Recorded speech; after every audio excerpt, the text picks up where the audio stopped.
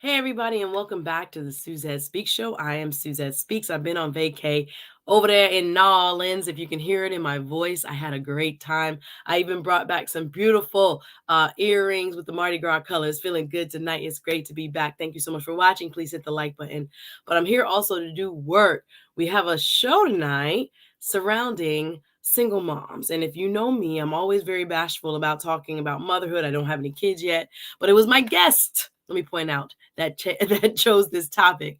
And he wanted to talk about how single mothers can better raise secure sons.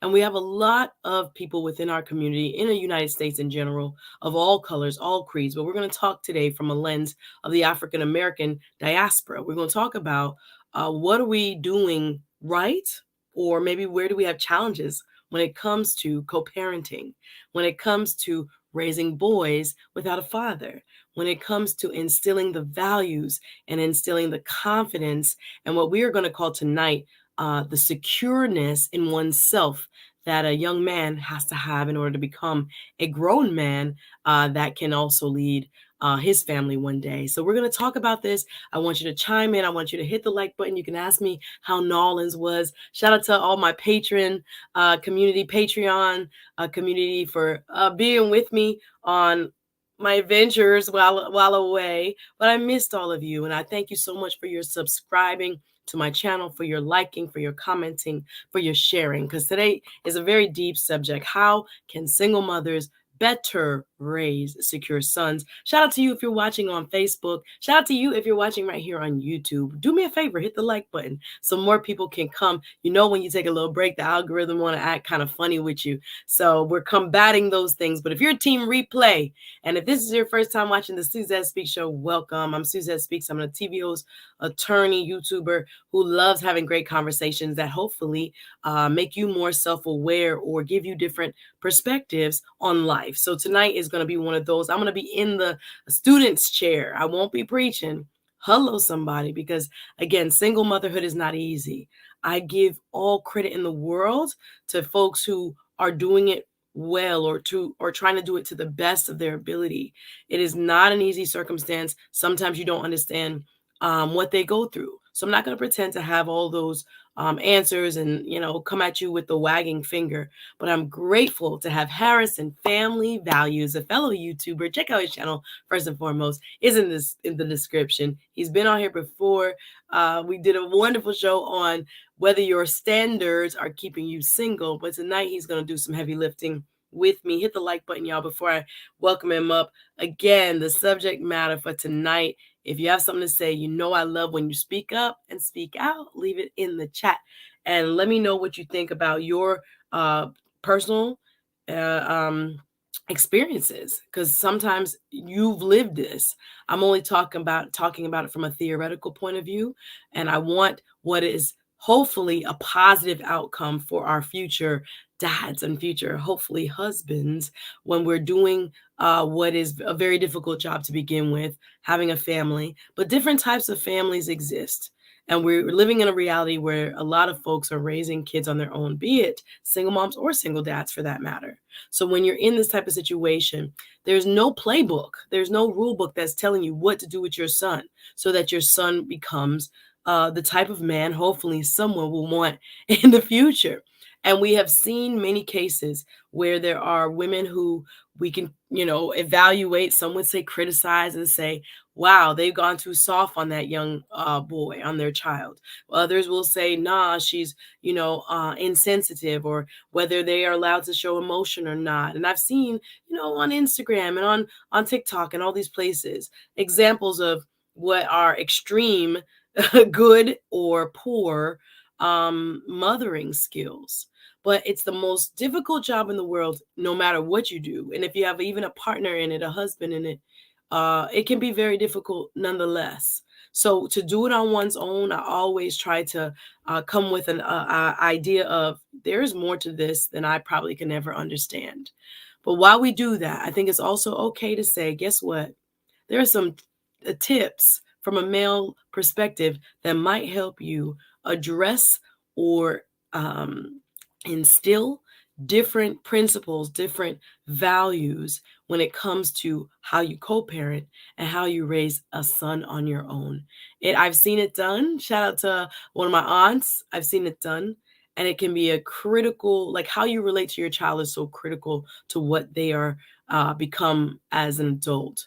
So whether or not you feel pressure because of this discussion, don't take the me, what they say, leave the bones. But if it applies or if it helps you to see something different in how you're approaching it, let's go. That's what we're about. Coming from a place of love. Shout out to everybody watching Suzette Speaks in the building. I'm back from the NOLA. I always want to say NOLA because I grew up on that Hot Boys, but back from Nolens, New Orleans on a girls' trip, my friend's birthday trip. It was amazing. Went on a private boat. Went to a wonderful brunch on Sunday. Can't wait to post some of that stuff on my Instagram. I had the boat footage will probably go on Patreon only. Shout out to those who are members of my Patreon, because guess what? It's just for y'all, some behind the scenes of what it's like a day in the life of. And since coming back, I look at my phone and I'm like, wait, I can't post everything. I put some of that on my Patreon. Y'all don't really want to see me, do you? You want to see me? So it was all good fun though, clean fun. Walks Bourbon Street 2 nights in a row. I don't have to do that again, y'all. If I don't do it again, I think I'll be okay. People ask me if I would go back to Mardi Gras. I don't know. I don't. It was too much chaos as it is with just a little bit of people on a random weekend. It was a lot of people in New Orleans for nothing going on. No big. I mean, there was the Saints game that played Cincinnati. The second night we saw a lot of Cincinnati fans on Bourbon, but it was just a lot of people, a lot of chaos, bands playing, like weddings happening. There's just you're in sensory overload. And I enjoyed it in the moment. I was taking it in, y'all. I'm explaining, but I was taking it in and vibing. But it was definitely like, okay, I don't have to do this again. Appreciate y'all. I would rather go. There's a new kind of strip, I think, where more locals go, called Frenchman's Street. I would definitely go back for Frenchman's Street because they said it's more local people and more live music is going on down there.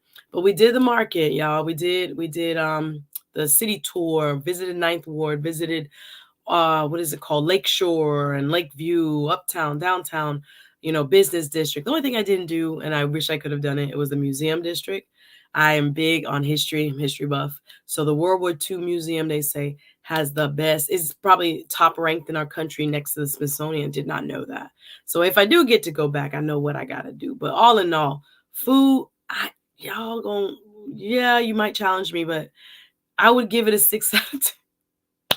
Let me just tell you, I had 10 meals, right? Pretty much breakfast or brunch and dinner every day. And the only 2 places really set me on fire that had me like, yes, I would come back for this. I was a little bit disappointed a couple places. I was, and I'm going to talk about it on my Patreon. I don't want to go into it too much here. Maybe I'll go into it tomorrow. Stay tuned. Tomorrow is my 1-year anniversary show. We're going to talk Kanye tomorrow. I can't get away from Kanye. So I want to talk either Kanye and something else that's really big on my heart. If I can find an expert to come on tomorrow, I'm going to talk about Haiti, because nobody really paying attention. The mainstream media is not talking about what's going on in Haiti right now. Gang violence like you've never seen. Since the assassination of the president, fuel crisis. People don't have gasoline to do anything. People are running rampant like crazy in the streets. There's assault and all kinds of things. People got to keep their children in the house. People are food insecure.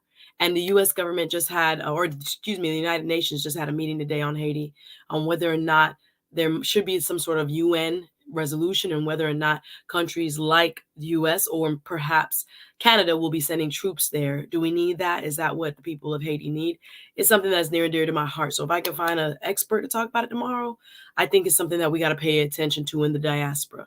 My people are suffering. With the Haitian people just lost a wonderful musician, Michael Benjamin, known as Mika Ben, also passed. Rest in peace, Mika Ben. I've emceed shows here in South Florida. I got goosebumps where Mika Ben performed. 41, just passed. His cousin is being held by gang members in Haiti. It's so much going on. I don't want to get too deep, but we're going to talk about some good stuff tomorrow. Be here. It's my 1-year anniversary. Let's celebrate. Let's go. And then Saturday, Dr. Tasha. If you guys remember Dr. Tasha, she comes back on Saturday. Dr. Tasha will be talking about I think we're going to talk about all the crazy divorces. You notice all the divorce that's been in the news, Giselle Bundchen and Tom Brady, to Tia Mowry and her estranged husband, to all these other people who have been, I feel like, shockingly, I think it's Cynthia Bailey and her husband. And there's so many people now saying they want to, you know, end it. And I want to talk to Dr. Tasha. She's a doctor of psychology here in Miami, wonderful friend of mine, and she's going to be back on Saturday. But don't miss tomorrow, my 1 year anniversary show. Y'all can talk Kanye, y'all can talk Haiti, y'all can talk whatever y'all want to talk. But it'll be an open mic kind of vibe. But tonight, I got a very special guest back for the second time as my exclusive guest. First of all, go and subscribe. And his last post, y'all gonna see the title and y'all might get a little scared. Harrison Family Values is a very balanced, right, spiritual man. But he gonna give you something to put put a little sauce on it so you pay attention. Go back and watch the video when people talk about you. He just posted. Harrison Family Values doing work over there. Support his channel, y'all. But tonight topic, let me get in the comments. I see y'all floating through. What's up? I missed you. I missed you. I missed you. I missed you. It's been a long while. And I'm out of practice. My throat is sore. When we was going to do this show before, hey, we're doing it now. So now I have my little sore throatness. But Chelsea, Chelsea's live line. Good to have you here. Thank you, common sense expert. Still great topic. We need to talk about it. We don't need a guest. He said, I got a lot to say. I know you do, common sense expert. Thank you for being here. Harrison Family Values is in the chat. Kimo, Wagwan. Long time no see, my brother. Happy to have you, RM. My moderators, one of my moderators here. Hey, let's go. You like the tassels, Miss AKA Lady. This was one of the final little souvenir purchase. I couldn't find a white t-shirt, so I'm like, it's gonna go with the neon tonight because I wanted to represent for Nolans because it was just so good to me. You ever taken a trip and you didn't know you needed it, and it was just like the right amount of activity plus relaxation and reflection? That's what I just experienced. Thank you, God. So it was definitely, it's one of the kind of like vacations you didn't know you actually needed. That's what I experienced. So I'm very grateful.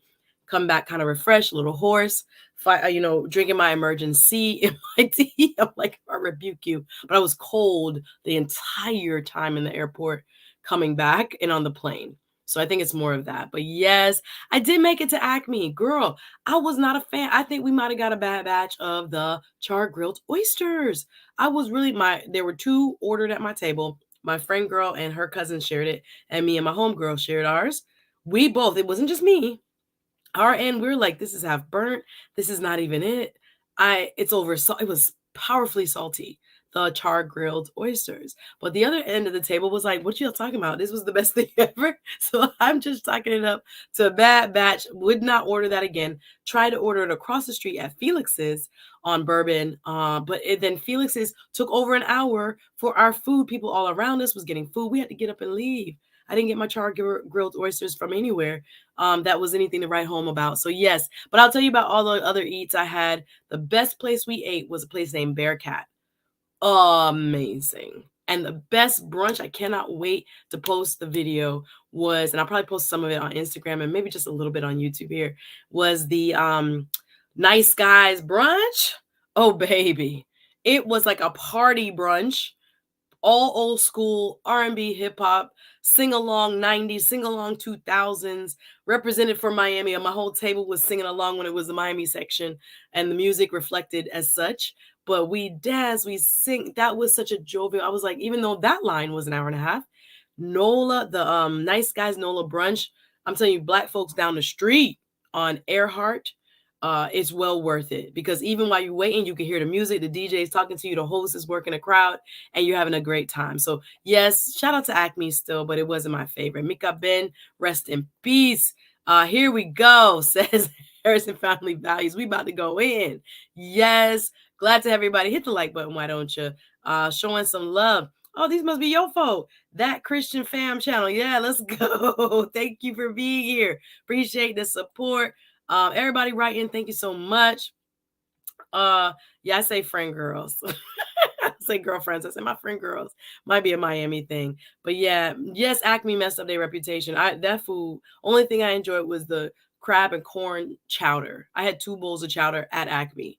The rest of it, oh, you know what was good? My friend girl had the bread pudding at Acme. Acme took the bread pudding prize from me.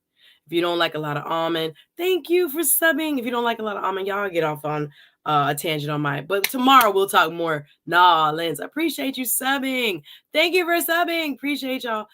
Yes, I will get more in my New Orleans trip tomorrow on my 1 year anniversary show. Be here tomorrow, please. And I appreciate again those who have been along my journey. It's crazy. You don't want 40,000 people. You want 4,000 people who really rock with you. And I feel like that's what I'm building. And I appreciate y'all as I go through. I'm trying to rebrand. We see when we're going. It's the end of the year. You want to reflect. You want to create a plan. So I hope y'all would just continue to continue to support the platform as much as you can. And I appreciate you. Yes, open forum, y'all hit a like and drop a comment. Let me know how you feel. So without further ado, welcome to the new subs. Thank you. I see you in the chat. Thank you, thank you, thank you. Without further ado, we got work to do. Again, tough topic tonight. I'm going to exhale and turn it over to none other than my special guest YouTuber. Please sub and welcome for the second time on the SuzetteSpeaks show. None other than Harrison Family Values. Hi, sir. How are you? Good evening. Good. Thank you so much for having me, and thank you for allowing me to come on. I know we were supposed to meet up a couple of weeks ago, No, it's and things perfect. happened, and yeah, so I Yes, perfect appreciate you timing. forgiving me All and having things. grace. Yes, of Thank you. course. All things Appreciate work it. together. You know how we say it. So we're here on a topic you Yeah. chose. Yes, go.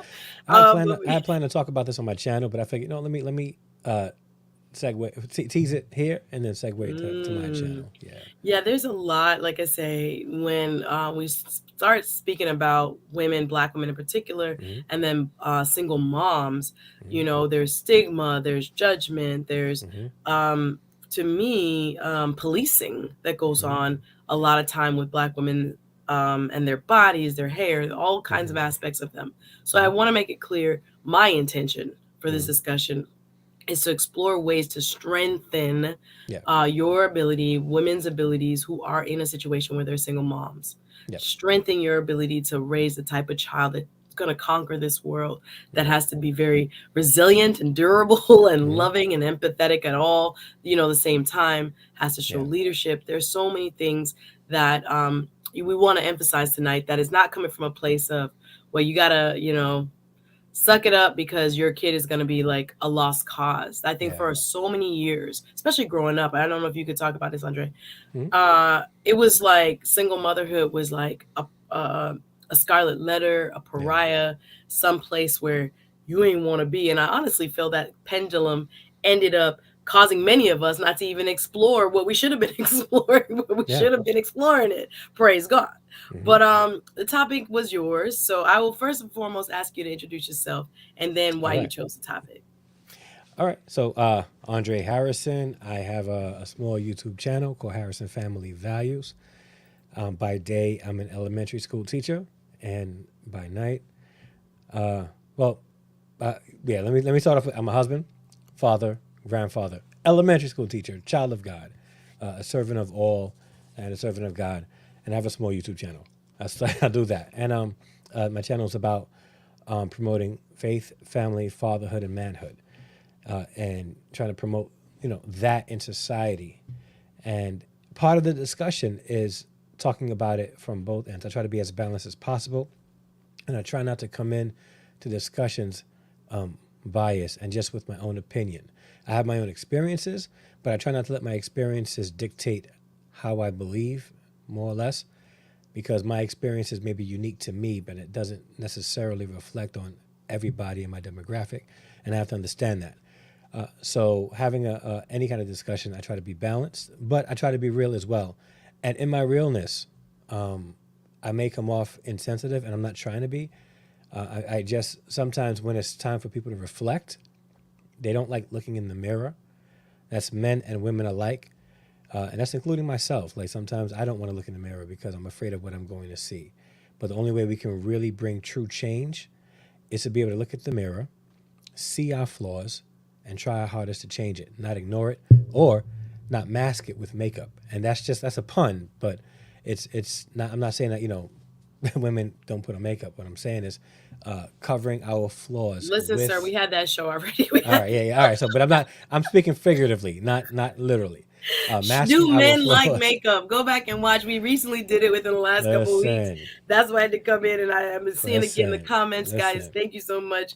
We're in for a great discussion. Harrison Family I Values have is in the I building. have one of my parents in the chat too. What's going on, Uh Miss Blair? oh, I'm looking like, okay, who you talking about? Me? Like, Yeah, yeah, yeah. but So I just get so your the people point. The know. metaphor is well Yeah, taken. metaphor. Yeah. Not to So mask it, not to. yeah. And again, Hmm. when I first started out on YouTube, that was really my heart. Like, oh my gosh, people are carrying such crazy loads Yeah. quietly, and Yeah. that secret heaviness and Mm, burden can sometimes be the demise of just really good human beings, and the yeah. ability to overcome and which I say progress in spite of.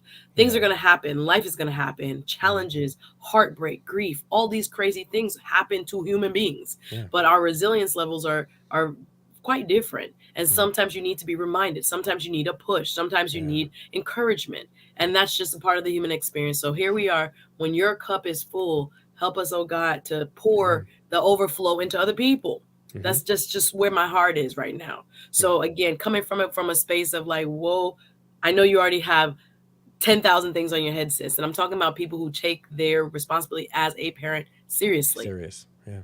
So again, we won't maybe talk about one side of the spectrum where we're getting overrepresentation on social media because it gets No, clicks when people act crazy and are not doing the right thing as a parent. So don't put yourself in one box, y'all. Single parents come in all forms, shapes, and sizes. So go ahead, yeah. Andre.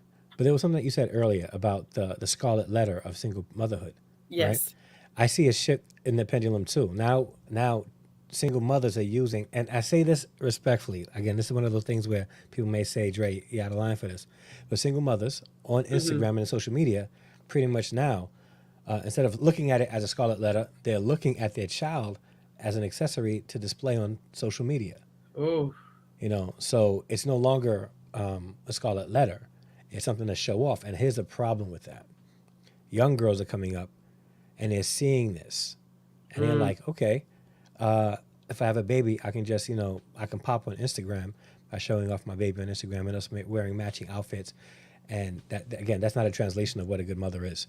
But right. And but that's not on, everybody, but we've yeah, seen a lot of it. And like I yeah, say, it tends to go viral because yes, nobody wants to highlight the good parents, right? The yes, people who are doing what they're supposed to do. The yeah, people who are picking up from practice and making lunches on the night yes, before and staying up late to help with homework and tucking in and reading at mm-hmm, night mm-hmm, and trying to co-parent well. Let's add that. yeah, And trying to co-parent well. yeah, There is a part of this that gets into the I can do it all by myself. And yeah, again, if your situation with that brother, and we're talking about a heteronormative kind mm, of a yeah, situation now, yep, I get it. Sometimes you don't have a choice, sis, and I get mm-hmm, it. So let's acknowledge that too. yeah, You got the Pookie and you got the Ray Ray, and we're going to talk about it. mm-hmm, We got to talk about it. But you also have people again on balance that yeah, it doesn't work out. There's yeah, a kind of tension or people are growing apart, and again, for whatever reason you end up with rearing a child on your own. It's not yeah, a judgment of that. It's now that you're there, mm-hmm, how do you do it well? yeah, How can we yes, find out, yes, especially as a woman, mm-hmm, where we can be better at encouraging our boys to become the yeah. men that we want? So the topic came to you, why, sir? Because I am a product of a single mother home. Mm-hmm. I am also a father who was a single father, Mm, raising my sons without the presence of their mother in the home full time. mm. I also wrote a book called From a Fatherless Father to His Sons that addresses the lessons I learned growing up without a father. A man has shown me how to become a man. And these are the lessons I teach my sons and the young men that I mentor. So I've always had a heart for young men. I've always had a heart for single mothers who are forced to raise sons on their own. I have always had a heart for absentee fathers in hopes that they would come back into the lives of their children the right way and Yeah. be a positive influence in their lives. But for the sake of the conversation of the show, I guess we're going to be talking about how single mothers can raise secure sons. And this is pretty much for those, and I got to say this. This is for those parents out there, those single mothers that have been in the situation where it's unsafe for for your children's father to be around you and the kids. Right. They may be in a situation where they may be incarcerated in another country, in the military, things like that. So I'm speaking in Yeah, there regards to situations that you can't help. I'm not talking about in regards to single mothers just keeping their fathers away because they're angry that they're not together anymore. I'm that's a talking great about distinction to real point out because situations. Yeah. the definition can be so Yeah. broad. And Again, that's people are single for all kinds of reasons. yes. And I Yes. think that old school like single mom as a result of like quote unquote irresponsible Hmm. behavior Yeah. is it's so much more nuanced than that. Yeah. And I think that's the what should I say media preference is Hmm. the oh my god, why are you single? Um and trying to place that label on you. Absolutely Yeah. not. Yeah. So for those who are in all kinds of circumstances that leave Hmm. you as, I would say more than 80% of the time, the sole caregiver, that's who we're talking about. Yeah. So again, thank you for being so transparent, Hmm. Harrison Family Values, talking about your own Yeah. not being raised by a dad, Hmm. so I would love to know how you felt that your mom did. Let's start there Yeah. because I think from firsthand experience, you probably now have matured and can look back and say, you know what, mom probably did the best she could, Yeah. knowing what she knew. Hmm. But where were some of the places where you think your mom may have probably not had the tools yet Yeah. to instill in you what you needed? Yeah. My mother did the best she could, right?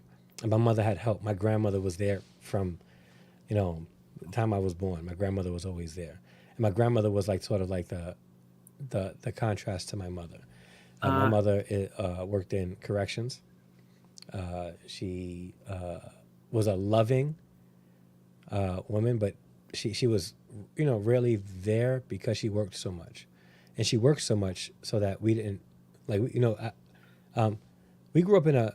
I was born in a really rough neighborhood, and we lived in rough neighborhoods for a little while, and actually we lived in rough neighborhoods pretty much all our life. But my mother wanted to give us an opportunity to, you know, have a better life, so she worked hard at a job that she didn't want to work with men that were doing heinous things in society. mm. And I think part of that is why she was so hard, at least with me for a little while, because she did not want me to end up that way. What? How So many siblings? Sorry for interrupting. yeah, How many siblings do you have? my mom, Oh, your dad. Okay, you give me dad's side, yeah. mom's side. Yeah. All How right, many so siblings? I wanted to ask how many I have people a were raised in the house with you, but you can give me yeah, that. raised in a house with me, my twin sister, and my Mm-hmm. younger brother. So I am a twin. So I have a twin Awesome. sister and a Okay. younger brother. Me and my twin sister, of course, have the same dad, but our Right. younger brother, we have different fathers. Okay. And my father has three, four, five kids, Okay. Carry the including one me, plus including five. me. Okay, Yeah, daddy. so three extra siblings outside of my twin sister with my father. Okay. So Yeah, things that are beyond people's control. Sometimes yeah, people look at people's family structure and be like, "What? Your daddy? What? Well, you yeah. you didn't know your daddy when your daddy Papa was was a Rolling Stone. You yes, know. was doing what Yeah, he was doing. And again, people yeah. fighting their own demons Yep. and have their reasons for kind of doing what they do and creating human beings. Mm-hmm. Yeah. So there you were with Mm-hmm. mom. Mom Yeah. had, I'm picturing, forgive me if I'm making assumptions, kind of like rougher exterior, maybe tougher. It was so she was very affectionate, Oh, was loving. she? Yeah. But she had a lot on her shoulders. So if she got upset about something, everybody Short fuse. knew it, Yeah. and everybody was going to feel it. Lord God. You know. And Yeah. and So and one got again, in it's trouble, not. everybody got in trouble. Yeah, and it's not. But And let me just say this, like, and yes. this is one of the things that single mothers gotta understand when raising sons. Yeah. Like, this is not a matter of me having any kind of animosity and sharing. My mother will talk about this, so it's Right. not like, and she's Blame overcome mom, blah, this. blah, blah. Yeah, Yeah. it's not a blame Yeah. mom. It's the understanding that there are pressures that exist in a single parent home, and the thing is, me as a single parent for over 10 years, I understand because even now, like me, my son, my middle son Nathaniel had a conversation with me, and I'll be transparent. A couple of Hmm. weeks ago, saying, Dad, I felt like you weren't there. So I asked him, In what cases wasn't I there? He said, well, you was always there after school and stuff like that, but the weekends we rarely saw you.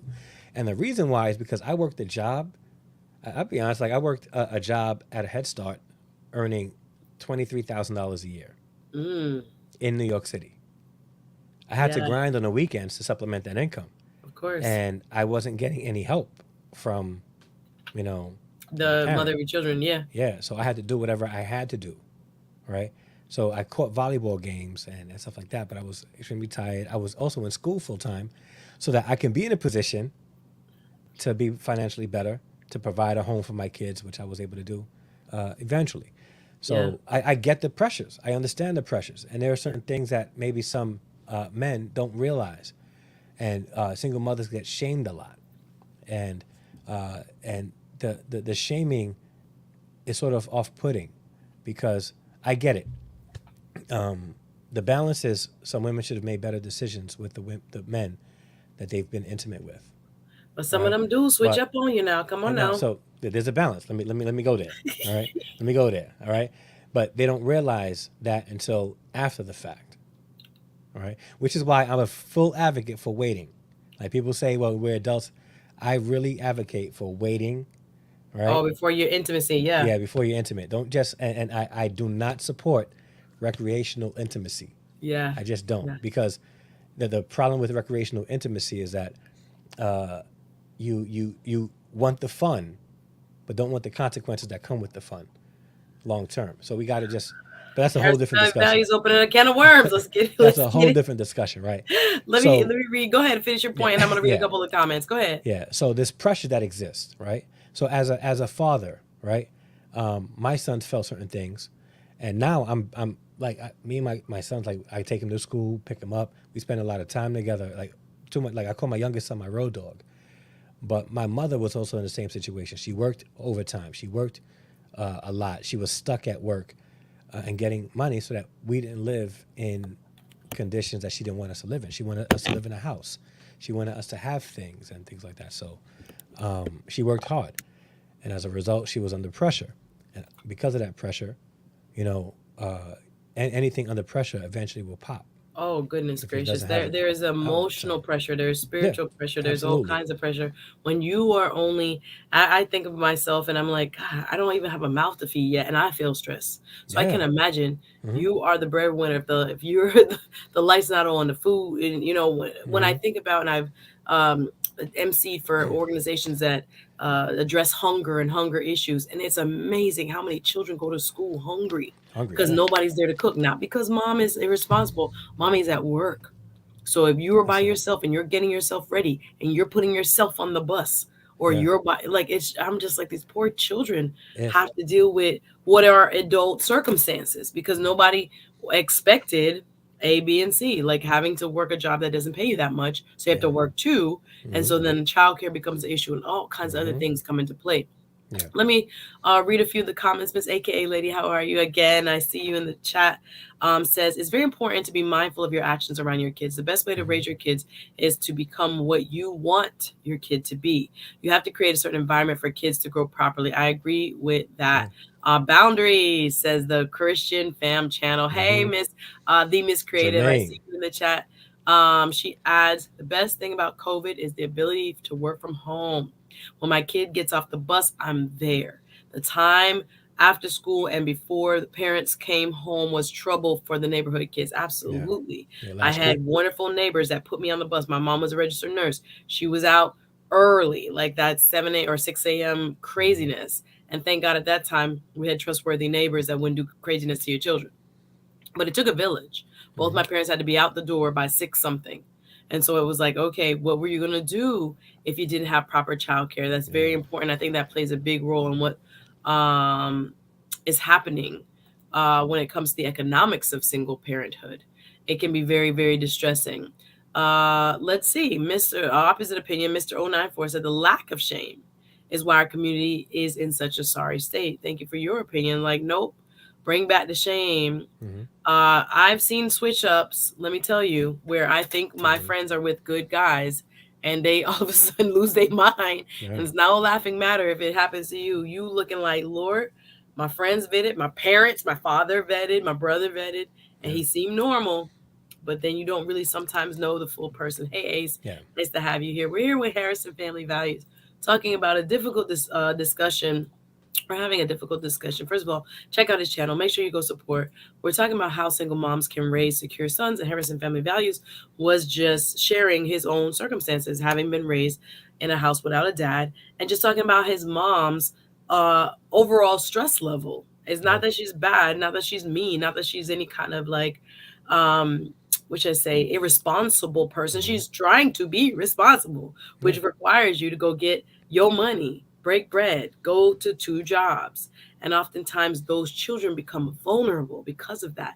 Yeah. You have predators, let's just say that prey on this kind of circumstance. I remember riding through the hood in Miami one day, and I just remember seeing little kids and grown ass men, excuse my Wow. language. And I Wow. kept thinking to myself, this is like I'm talking about in the day, like during the day. And I thought this is like the opposite combination of what needs to be happening for the exchange of just culture, right? Hmm. Food, language, all that stuff. This is what's going on here. I'm talking about during the summer. I'm like, what is going on? Like, you know what I'm saying? Like, Yeah. it is a challenge that leads to other breakdowns where people are taking advantage of people's children and whatnot. Yeah. But if you don't have those aspects, okay, so you have the aspect of probably dealing with additional stress because you're Hmm. working much harder. For those who are not on or don't get, did your mom get supplemental help from the government? No. So she No. didn't take Well, supplemental if I help. remember correctly, she did when we Yeah. were babies. After a while, Not no. not not that it's a bad Yeah. thing, because Yeah. everybody need a hand up every Hmm. now and then. Like I said, if you making this amount an hour and you Yeah. can't pay, I'd rather you take that than Yeah. be hungry. Yeah. And kids be hungry. So it Yeah. has its place. It's not a forever thing, but Yeah. it has its place. So in trying not to do it with help that she probably could have used, she Well, my has to do, grandmother was there too. yeah. So Yeah. So you my lived in a grandmother household was with there. grandma too? Yeah, with grandma too.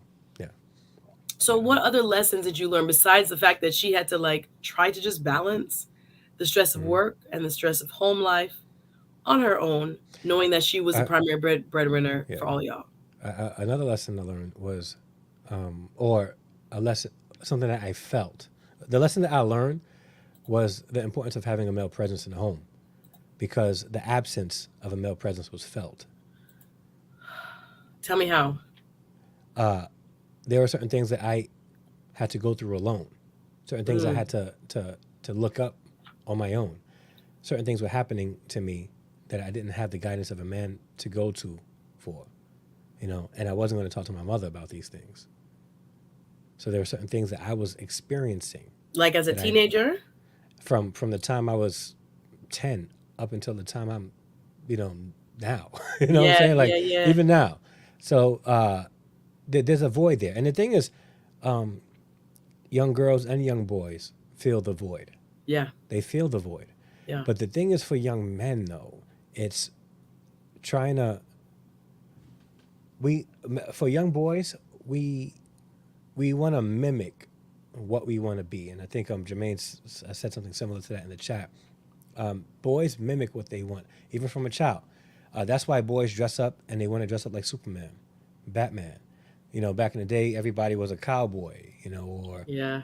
He-Man. Like, I was a Thundercat. Like, I went and I got, the Lionel sword and the Thundercat Oh, it glove. was a big Like, deal. Yeah. yeah, like, so boys will dress up and mimic what they want to be, okay? What they want to be. I remember I was young, like real young, right? But enough to keep my memory. And I was going to my cousin who passed away, her wedding, right? And I remember going. I was the ring bearer, and I remember going to the fitting with all my older male cousins, and I felt like I'm with the guys, like I'm watching them, and they're putting on the tie, and I'm putting on the tie, and we're all looking alike. I felt like I was a part of something, Yeah. you know? I'm a man. I'm with the men. Yes, Yeah. yes. Now, I wanted to mimic that. Like my godfather, Ralph, I call him dad. I used to put on his shoes Mm. and walk around the house in his big shoes. Like, this gonna be me one day. This is me. Yes, yes, This is what I do. Yeah. yes. And at a Yeah. certain age, there are certain things that I wanted to go and talk to a man about that I didn't have the access to. My uncle was there, my Hmm. mother's brother, but he was living his own life, and he was doing his thing. So he was there for me, but not like in the home. Right. And when I was growing up, accessibility wasn't like it is today. People didn't have cell phones like that. Right. So if they weren't there So present, you didn't have access to them. no, I and then understand that. I couldn't text and say, "Hey, I really need to talk to you." I would No. call and leave a A voicemail. message, yeah, like not even a voicemail. It was an Oh, like on answering a house machine. phone, on a Yeah, a house recording. phone on an answering machine, right? Ah, And hopefully you he have wasn't. Yeah, so I didn't have access to that. What I did see in my community though wasn't the most positive representation of what manhood is. At least what manhood, the type of manhood that would help elevate a community. I right, didn't see that in my community, you right. know. So there was a season Where when you I grew was up? Bmore? You was in Bmore? no, I was in New York City. New York, New York. Right, Yeah, right. Okay, okay. and Hmm. there was a season where I was like mimicking them, and I was Right. like, this isn't even me, Well, you that's know. what they talk about when it gets to the extreme, when people Yeah. get into gang culture and things like that. Yes.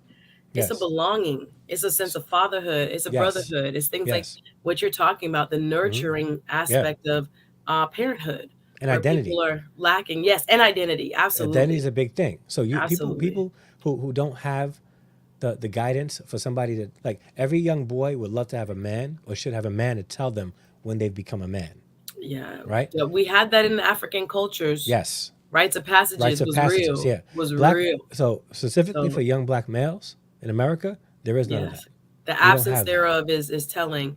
Let me Yeah. read a couple of these comments. The Christian Fam channel says, "Get your son around mentors I'm like about to go there, bro. I'm about to go there, Jermaine. Trust me. if I'm you going there. become what you want to be." First of all, I'm gonna have something to say about these coaches because I have a homeboy that coaches kids. It's like a Hmm. friend of a friend, and he be Yeah. cussing at the kids, and I'm like, Yo, so this is not the best example. my But son that went I'm through telling you, that.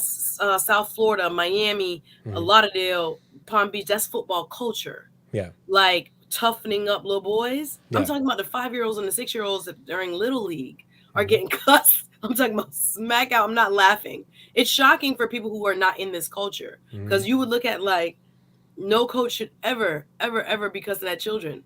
But Hmm. it's a part of like what men do. It's really strange. But it's cultural. I don't know how it is in other states, Yeah. but down It's a south, this definitely I a mean, I've sports seen it culture. here a Hmm. lot. So mentors in quotation marks, men cannot be mimicked or replaced. I believe that as well. What's good, DL? Good to see you. Long time no see. Hope we can catch up soon. The beat, the best thing for his son is to be around masculine, godly men of integrity. I hear you, the Christian Fam channel. Hmm. Big up DL Saint, big up Ace Butterfly. Yes, New Orleans got the best of me. I did my intro like y'all. Ooh, I had a good time. Miss AKA Lady. Did you? No more Bourbon Street Yes. ever. Miss Please. AKA Lady adds, the most difficult thing about raising a son is managing your feminine ways. Woo! I'm, This is where I would see the challenge. Yes, ma'am. It's natural to want to cuddle and love your boy, but there are limits that are more natural for fathers to navigate. and I can we stop? agree. Can we stop there for a second? Yes, Can we please touch on comment. this? All right. You know what tends to happen is without the male figure in the home, Mm. right? Mothers would take that energy that belongs to a husband and give it to their sons, and they start raising son husbands. Oof. And these son husbands grow up with this entitlement attitude. They haven't had to earn anything to receive that title of man of the home. So we have 17-year-old boys walking around the house, shirts off, thinking they've done something, and they have done nothing, because mom is wooing all over him, and and the thing is when you have a male presence in the home, right? You have a male to say, listen, you haven't done anything yet, Yeah, to just balance because, it. yeah, no, just because your boys may have dropped and you got a little fuzz around your Yeah, privates. Don't tell me you're a man. You haven't done anything yet. And the right. thing is, with men, we can get to that level where moms they're a little bit more tender, and Listen, they I've just seen single moms nuck if you buck. I've seen that yeah, too it now. happens. Yeah, yeah. I've seen a drape up and we've seen it in social media But where I think it was what she was saying is controlling the feminine energy. That's so I'm referring to that part of it. okay, So let me give you a different yeah, nuance or example. yeah, There I have heard and seen in television interviews when people are talking about that difficult space to be in your feminine energy as a mother when you're on your own raising a boy yeah. is that for black women in specific there's also this added burden of protection, which is to always stand up for, always go to bat for, always um, protect your boy, But because most likely in a given situation, oftentimes he is being, targeted, singled out. Not always, because if the behavior is mm-hmm, bad, the behavior is bad. mm-hmm, But I mean, I remember my mom having to go down to my little brother's school and talk about, like, the teacher is writing him referrals. I'm talking about every single day, mm-hmm, and we're like, well, we don't come from that. So what's going on? And my mom had to not physically not give you buck, but mm-hmm, sat down with this woman that was determined in her mind to call this black boy incorrigible or a problem. mm-hmm, So mom had to let her know, I'm gonna be here every day, ma'am. Or it was like every week. I'm gonna spend a whole day in your classroom to observe what you're observing.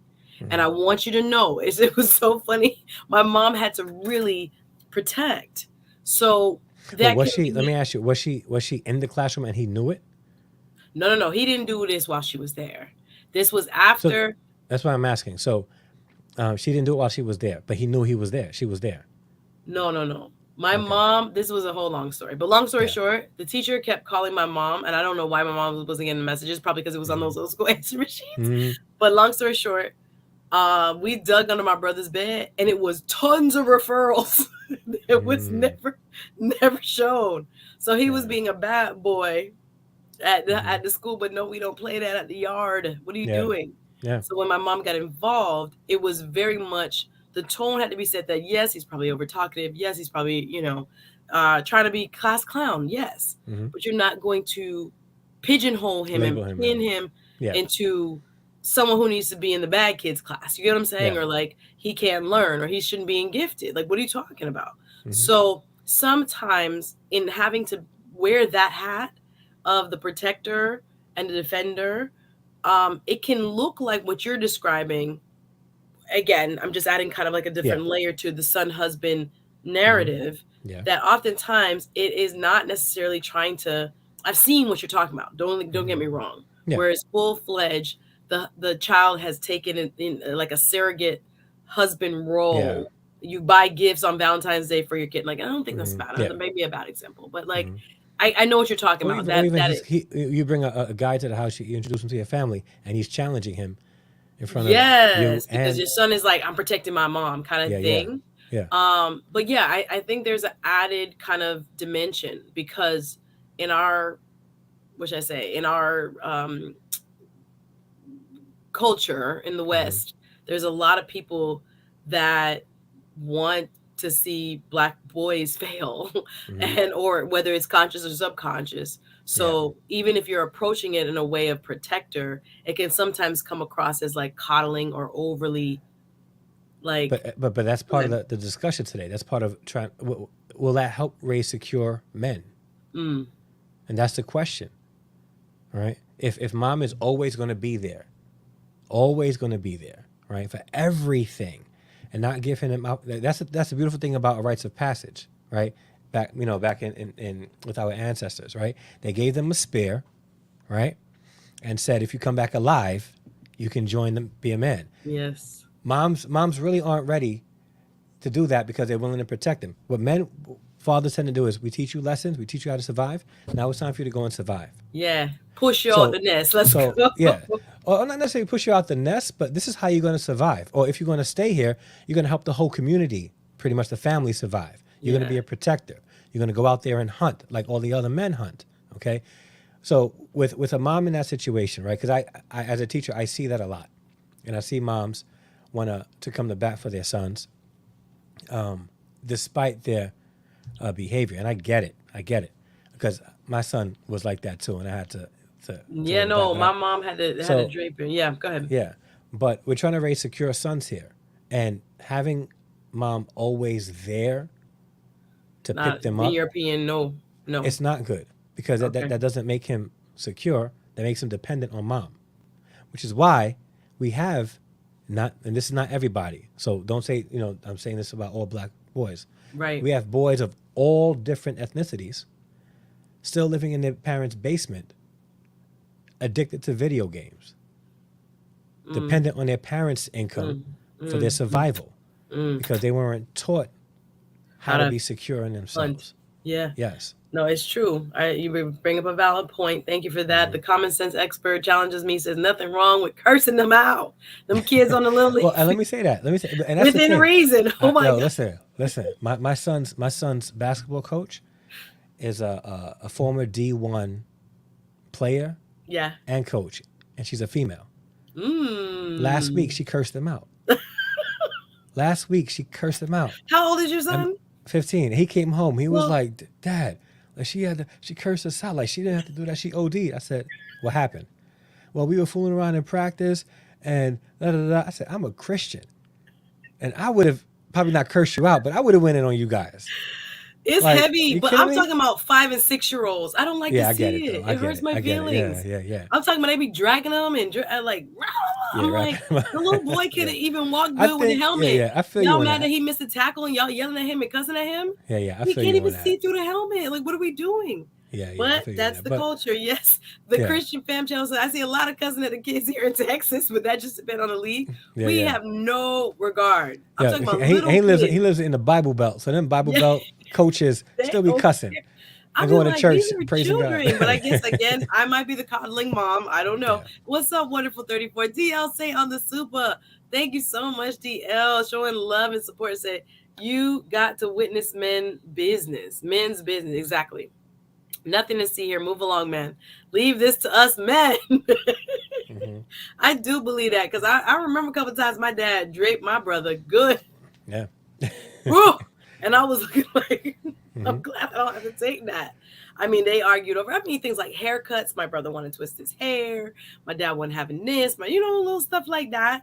Not really super boundary breaker. There are Yeah. kids that are tough to Yeah. raise in general, Yeah. rebellious. Yeah. So yeah, but I hear you, DL, loud and clear, where there Yeah. has to be a kind of like that boundary maker that is like, oh no, this what we doing. Yeah. It's not what you want. And I feel like Yeah. again across our culture in America, it has gotten a lot more lenient where kids are a lot more vocal and have a lot more say so in every aspect of their life. I'm like, people just told me to do things. Hmm. People didn't just I didn't expect to have a choice. Like Hmm. it was like go here. Now it's like, oh, do you want to go here? And I tell you I'm confused about it and I don't have kids yet, and so I don't want to be. I mean, after a certain age, the kids have that ability to start making decisions after 12, after 15, whatever, but kids now are smarter. I'm talking about little kids have a lot of say so in their day-to-day living. And I'm just Hmm. like, is that a good thing? Maybe it is. Maybe it's teaching them not to be follower, not to be a slave at the job or what. I don't know the principles I'm going to use, right? So I'm just Hmm. observant and kind of questioning within myself. I'm like, wonder would I use these kind of tactics, or is that as DL say, let the man do. I mean, so okay, let me ask you this: were you Yeah. spanked? Me? Spanked. That's cute. Whoop! Spanked. That's Thanks, cute. DL. Appreciate. Were Was you I whooped? spanked? I was whooped. Nah, man. My mom had hands. But you know what? I Yeah. grew up both mom and dad, Yeah. and my mom was the main disciplinarian. Yeah. I Mm. mean, choke you and everything. Hmm. Yeah. Yeah. Brothers. How did we survive? I had a brother Yeah. too, Yeah. but I don't know. As the oldest child, I feel like I got it worse. Mm. Um, but yeah, my dad disciplined as well, but my mom Yeah. was like the disciplinarian. It was not even a joke. It was like do what you got to do.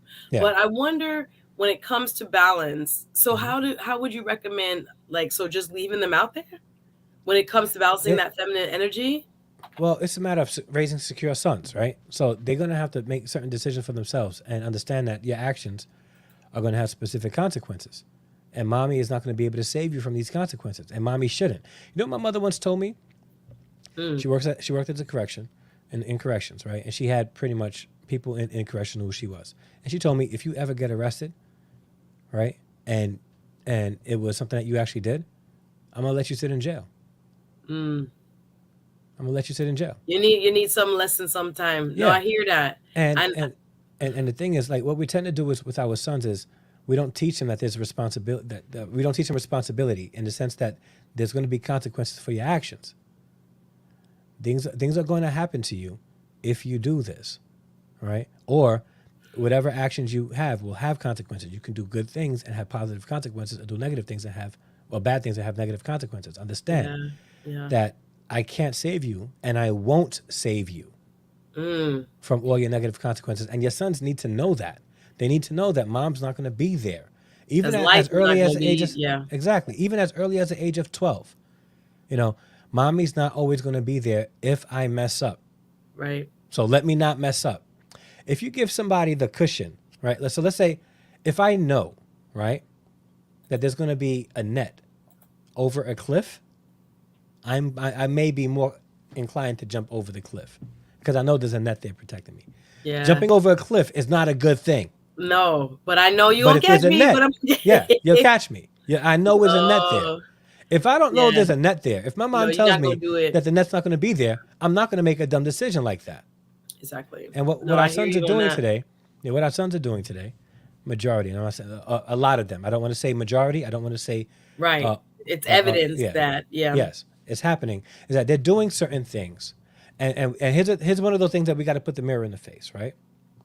A lot of our black homes are being led by single mothers. A lot of boys are growing up, becoming Pookie and Ray Rays. There's a majority of these Pookie and Ray Rays growing up in a single mother home. Then we have to ask this question: how do they become that way? There's two major factors there: Mm. mom and dad. They're learning something. Now, here's the thing, and this is showing the importance Hold of on. a That's a male. super deep assertion. So Yeah, you're saying Pookie and Ray Ray's more than likely, more often than not, would be a product of a single mom home. they can be, Okay. right? And then you're saying that is likely or is or can be because Of how they're being raised and what they have access to. Okay, so explain. Mm-hmm. let's paint it out, right? Dad's not always there. Okay, but when they come into when they see mom and dad together, it's always hostile. It's always hostile. It's never a good interaction. Okay, dad doesn't like mom, mom doesn't like dad. Dad comes every now and then, War. but it's war, right? It's war. He's identifying with all of this, with all of this. Okay, he's seeing dad not always being there because maybe mom and dad aren't getting along. He just doesn't want to deal with the headache. She doesn't want him around because she can't stand him. He's a deadbeat. He may not really be. Okay, but he's identifying with all of this, right? So now Pookie is growing up, right? The And son he's out of there. Yeah, the the son. situation is Yeah, he's son. You know, he got some size on him. 6'1", a little hefty. Didn't do all that great in school because, mom wasn't had to go and work, right? She had to go and work. So he's also a latchkey kid because mommy's working like double shifts just to pay the bills. So single mom is not there to help raise him and guide him, right? Dad may be working too, or maybe he has another family of his own, right? So he can't be there also. Who's going to be there to help raise him? There's a thing there that Pookie or Ray Ray may not have access to a responsible male figure to show them how, not just by telling them, but showing mm, them how should a man be. All right. But the thing is, the mirror has to come up in both sides. But because of the sake of the conversation, and we're addressing single moms, yeah, yeah, we yeah, have to understand that your position as a single mom doesn't yeah, necessarily make a Pookie and a Ray Ray. All right. yeah. Just because they're So living one in a does not single mom have to home, lead to that. Yes, yes, it doesn't I get have what to. you're saying, but All it right. can lead to that, is what you're And saying. yes, and it can. And if it has, we have to Mm, look at that not as a shame, but as a case study. right. Why did it get here? And why did he get this way if he is living in a single parent home? Wow, Because deep again, sentiment. Deep. So we're gonna drop the link in yeah, a few, but I'm definitely gonna read some of these comments. Thank you for that. Yeah, let's get it. Miss AK Lady says, "Man, have you been around a 4-year-old boy? Ha ha ha! I ain't say cuss them out, but I promise you, boys don't function well without a little fear or something in them." yeah, I hear you, touche. No, it's true because girls, I don't even have to raise my voice, and again, every child is different. yeah, But for the most part, they'll comply. Again, they've been conditioned to. But boys are also kind of challenging. And I hear you, Miss AK Lady, on that. The Christian Fam Channel says, with those rites of passage, they were teaching their son, unless you contribute to the community, you were not a man at all. at all. Like Simon says, yes, feel that. I feel like a fully capable woman, but my kid's dad isn't Isn't replaceable. replaceable. Can- He is important in both our son and our daughter's lives. Kids need both parents, whether y'all together or yes. not. I see it. I can Yes. only be the mother. The kids need their dad too. 100%. Hmm. If you hopefully have a functional relationship and can be, able to kind of be balanced in terms of I want the child to see their father, even though the father might not be the best role model. You gotta have them spend some time. I have a cousin dealing with that right now. She's like, I went from overnights to only day. If it's 2 hours, Hmm. get that man at 2 hours. You don't trust him to overnight. Get that man at 2 hours. Go to the mall and bring him back in one piece. You get what I'm Hmm. saying? Like it's very difficult sometimes. People Yeah. do not like the sharing, but it has to happen Yeah. for the sake of the child, as long as the child is not in danger. Hmm. But Mr. 904 said my mom sat in the classroom too a couple of days. From my perspective, it didn't do anything. I wonder how old you were. No, It because you just was behave in the extremely class. If your mom embarrassing. is in the class, you're going to behave Yeah, like but all the he's like, time. I ain't do nothing. Yes, Ace, I seen this too. Things are bad. I saw an online dating show where the son said a man isn't going to have his mom unless he says so. What kind of authority is that? That's bizarre, in my opinion. But that's what we're seeing a lot more. At least what's promoted in the media. And can I Um, address that? And the sure. problem is this: a son who has been heavily dependent on their mom, quote unquote, like a son husband, don't want another man coming in the picture because they know that the attention is going to be given away from him, right? And they don't want that. They don't want that attention taken away. You Absolutely. I can't think, trust yeah, it. again, and the doting and the full Yes. consumption of one's soul. I've seen children like that, boys in particular, that Hmm. like suck the life out of their mom and they're grown. And Hmm. I'm like, we have to cut the umbilical cord Yeah. at some level at some point. Yeah. Andrew, nice to have you, brother. Says, I feel My. that all kids need to learn how to think and be able to experience things so they know what they want to do in the future. In some cases, they have to be allowed to fail so Hmm. that they can succeed. DL said, yeah, I caught them hands. Never I been call it pranked, but I got my spank. spanked, I guess, Yeah. but I got my ass whooped. Yeah. Yeah. Listen. How do you Yeah. feel about single mom dating? We'll get to that, Ace. 100%. Good question. Find Harrison Family Values right here on Yes, YouTube and please. on other social platforms. And he got a lot to say, y'all, about manhood, raising kids. And I'm glad he's here helping us unpack how single moms can raise more secure sons. Andrew on the super chat. Thank you, brother. Says, you really have to discipline the child based on, I agree with you, the Yeah. 100%. individual child. Every child. I met a girl in college that told me she was never spanked. And I looked at her like, if you could only live my life. But she was like, I believe in doing the same thing. I didn't need spanking. My mom raised her voice. My dad raised his hand, and she said she would freak out. Hmm. So every child, you're not going to necessarily have that in every girl and Yeah. all that. And some Hmm. people in our community are totally against, I get it, the corporal punishment because of the history linked to violence against black bodies Yeah. on Yeah. this continent and in this hemisphere. So I get why people are steering away from that. But I do think discipline, however it's applied, should be applied to children, especially when they're Agreed. young. Agreed. I only caught licks twice in my life, and that was more than enough for me. I wish I could say that. But my demeanor was always mellow and compliant. So if you're that Yeah. kid where, again, if I raise my voice with my niece, she's already sitting down. She watched my body language. She watched my eyes. If I give her that death stare where I'm like, don't you try that. Then I just tell you no. Like she doesn't do it. But I agree Hmm. with you, Andrew. Every kid is like an individual. Yeah. So we can't really say every kid should be spanked, every kid should be this and that. But I do think that word discipline is the operative word because Yeah. I think a lot of people think love is no discipline. Discipline is love. Yeah. So if But I don't set boundaries for you, others will. Go ahead, sir. and discipline is not just spanking either. Right. Discipline is teaching. The Right. whole point of Right. and I say this: if you're gonna don't spank your child because you're angry at them or what they did. All right. If you're not gonna try to teach them a lesson in that, you better not spank them. Don't even put your hands on them. If you're not Right. gonna There has to be. I and wish my if parents knew that, but that's okay. facts, right? Another Yeah. It's generation. yep. Mr. TO94 says 72% single mothers out of wedlock birth rate for black Yep. people. Hmm. 72% single mother out of birth, And out of that's why wedlock. Is that right? yeah, and that's why I said that the mirror sometimes gets hard to look at. Ooh. So again, so among men, especially in the red pill and the manosphere, single mothers are shamed. Outside of that, Yeah. single mothers are protective class. Or praised. Yeah, or praised. All right. And what happens is we don't think about what happens to the child and the effects of single parenthood on the child. So we glorify single parenthood, whether you're a man, because again, I was a single father Okay. before I married my wife. Right. It was just me and my kids for 12 years. Wow. 12 years. Wow. And and although people praise me for doing it, I always thought I'm a father. I should be doing this. That's number one. Right. Number two, it was hard. I wouldn't wish single fatherhood on anybody. And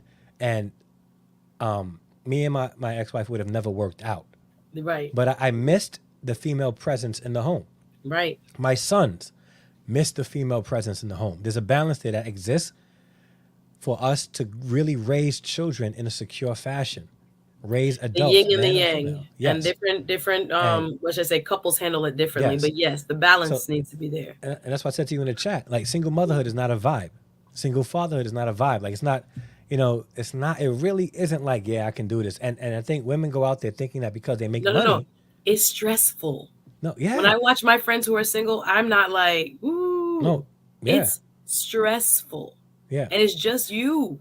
But and you have And again, experience. it's not a though. condemnation, it's an observation, like, golly. But you It's have not easy. experience. You're a little bit older and you have experience. But what about these 18, 19-year-olds whose favorite content creators are out there, they're holding a baby as an accessory. I hear what you're saying. yeah. So and the thing is, it really isn't a vibe.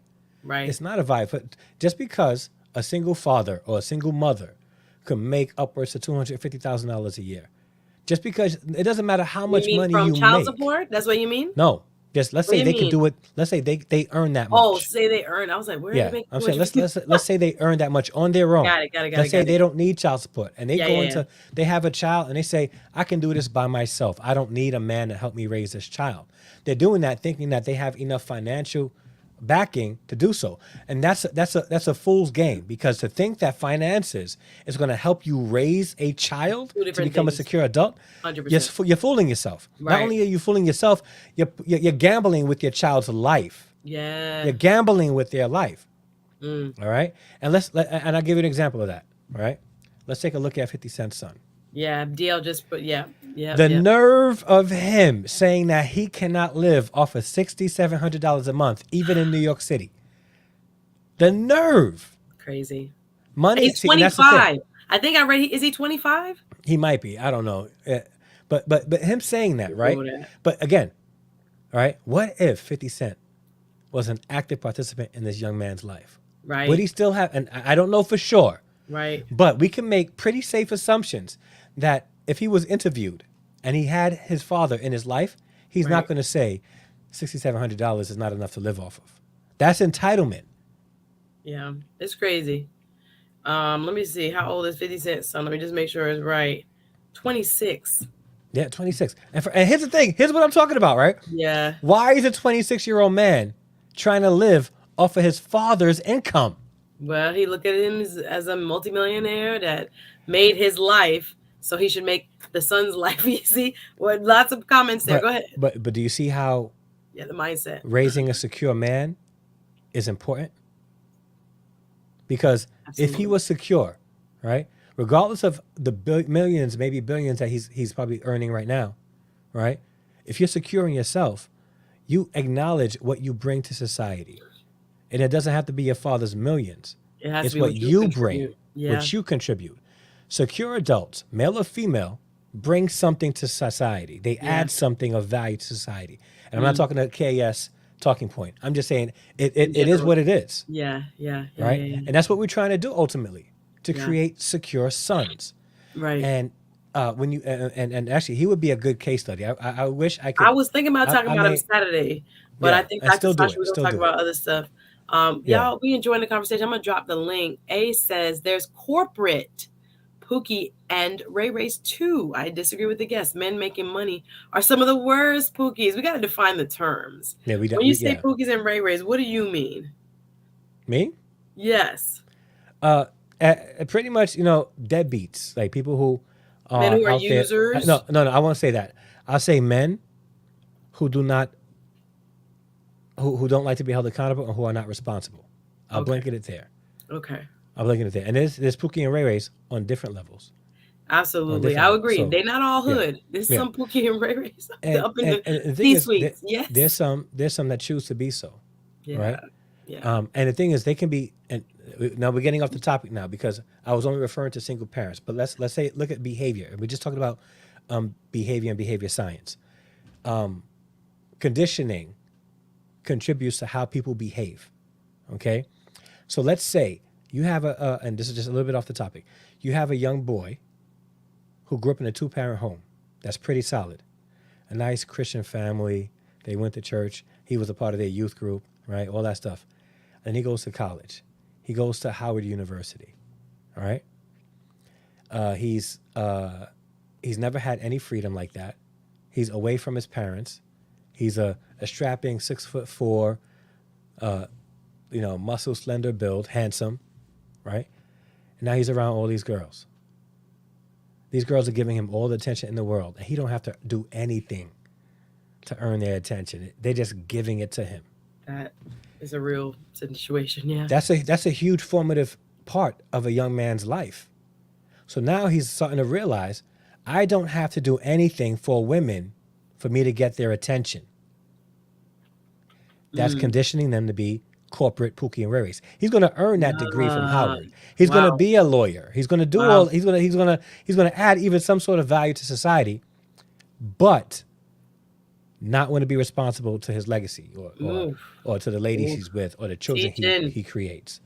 I So bet. he's absolutely right. There are Pookie and They're Ray in Rays, all corners of but society. it's Yep. all about conditioning. So we can talk about that and how Pookie and Ray Rays are Yeah, created, we're not but going it's too all far into it, but I yeah, but we're not going to go appreciate you too kind far of into giving that. laying that out for us. Let me read a Yeah. couple of the comments. Miss AKA Lady says having your child dictate your dating life is weird, but you would Facts. be surprised how often that happens. We just seeing it on TV now, but a Mm-hmm. lot of people, oof, it has been known in our Mm-hmm. community Yeah. that if your son don't like the man, not because of any founded reasons like abusive or anything, I'm Mm-hmm. talking about none of those that are like real legitimate reasons. Yeah. It can have it can, they can mash up your life.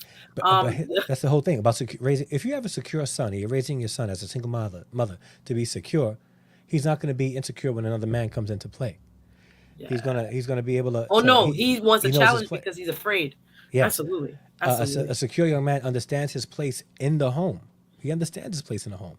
Okay, he would understand that I don't bring any financial substance in the home. I don't bring any true leadership in the home, and I know that my mom needs that. So I am going to support her in looking for it. And if I have a founded reason for not liking somebody, I'm going to communicate it to my mom. I'm just not going to be some ignorant dude. Yeah, but you're on mute. Okay, Sorry, I was gonna say, there you yeah, go. I'm not gonna be an idiot just to be an idiot because Yeah, I don't yeah, want my mom to have anybody. And I yeah. see a lot of people rule their families, rule their parents' love life, their Listen, single parents' love life, just being mean and a butthole, so to speak. yeah. Yeah, before I raise my voice, I raise a switcher, I raise a bell, I keep calm. After that, it's a yeah. How you do it as a single parent, I think Mhm. matters. It matters a lot Yeah. because I think sometimes emotionally speaking, everybody can have a bad moment where you feel like Hmm. I'm out of control and I'm disciplining. You always Yeah. want to try to maintain or at least regain. Let me step outside, sit in your car, listen to that radio, Hmm. calm your nerves from the day that you just had or what someone just did to you Woosah. or any way that someone just um, really, really hurt you. And don't necessarily, any parent that is, bring that to the sanctuary Yeah. supposedly of your household. Oh It can yeah. be, people are exchanging how they feel about one situation for how they feel about the kid in that moment and taking things out. It can get difficult to balance. Parents and family values and work. Yeah, I see you in the back. Hmm. Bring you up in just a second. We're going to talk a little bit more Is it? about, I want to talk about co-parenting. And yes, the origin of Pookie and Ray Ray is so real. Co-parenting strategies is really where I want to kind of Yeah. pivot and Hmm. dating Yeah. because I There. think a lot of times we see a lot of people out in these streets, and it's like, should you be dating? Can you be dating? How can you Yeah. date safely Yeah. when it comes to your circumstances being a solo caregiver or main primary caregiver for your children. Yeah. Yes, I believe that stat A says is about out of wedlock, not necessarily single moms, out of Mm-hmm. wedlock. Interesting. Well, yeah, Yeah. and again, for the sake of this conversation, that's what we're referring to. Yeah. Say again? Sorry. So for the sake of the conversation, that's the reference point that we're talking from. Okay, thank you. Yeah. I was reading the next comment. Sorry, my brain wasn't Mm-hmm. processing. Miss Yeah. AKA Lady says being praised for being a single parent, single mother is like being praised for being a strong Black woman. It's not really something you want, but it's something that you have to do. You got to roll with it. Yeah, I feel like I had a lady. I remember coming to one of my gatherings. Was like, I'm a single mom. I'm blah, blah, blah. Like the way she said it, don't think it should be a shame thing, but the point of pride is like it's on balance. Like, okay, how did she mean it? Was it because I have to bust my ass every day and I have to do what I have to do to survive, and I'm doing that?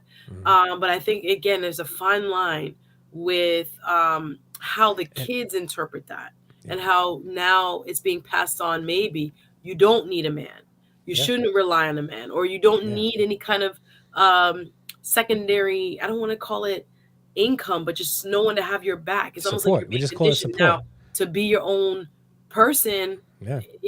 all the time, because no one has really modeled for you how it works when it is good. It doesn't always work, but when it is good, it can be, I mean, it can be Mm-hmm. tough. You can have two married people. You could have two people in a married relationship who also is not modeling that, by the way. But True. just thinking about it, let me bring up DL. DL, how you doing? Hey, what's What's good? up? Good How to you see DSA. feeling? you. Good to see you again, and good to see brother Harrison as well. How y'all How's it feeling? going? What are your thoughts? What's been going on? Tell me now. Oh man, well, we'll talk about that later. But yeah, my thoughts on this.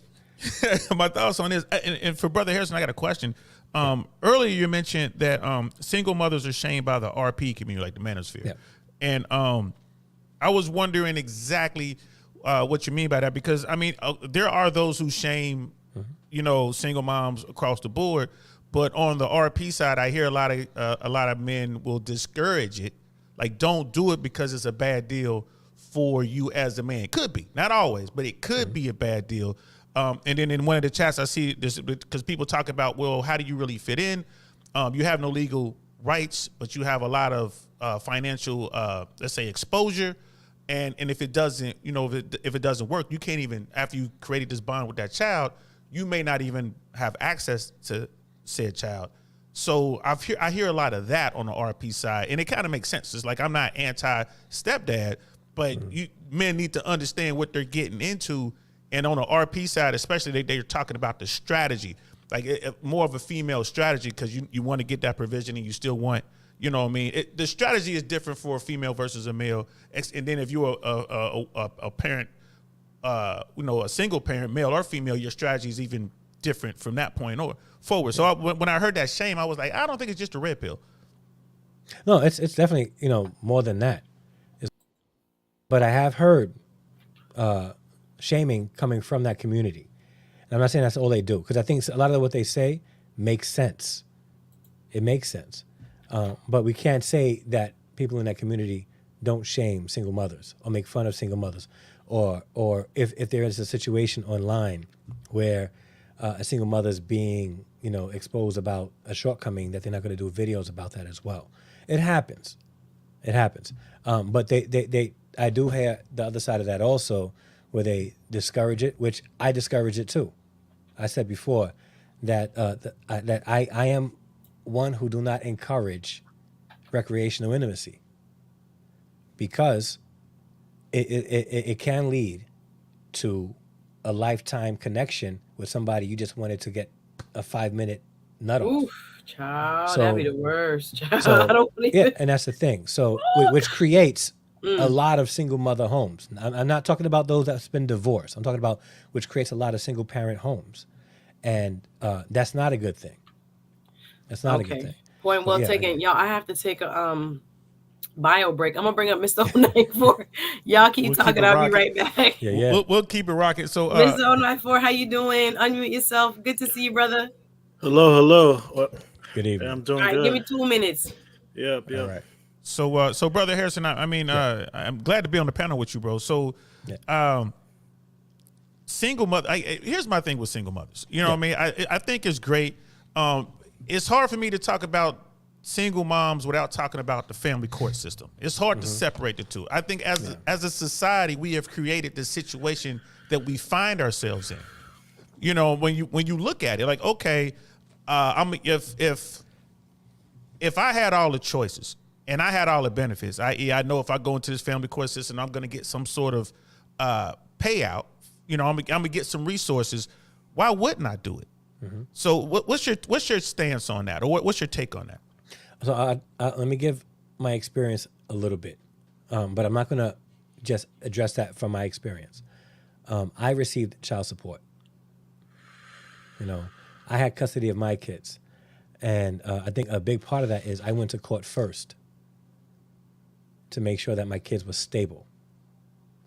And the family court system, in many cases, do favor the mom. But a lot of times, and this is something that I encourage men all the time to do, is you be proactive in the family court system.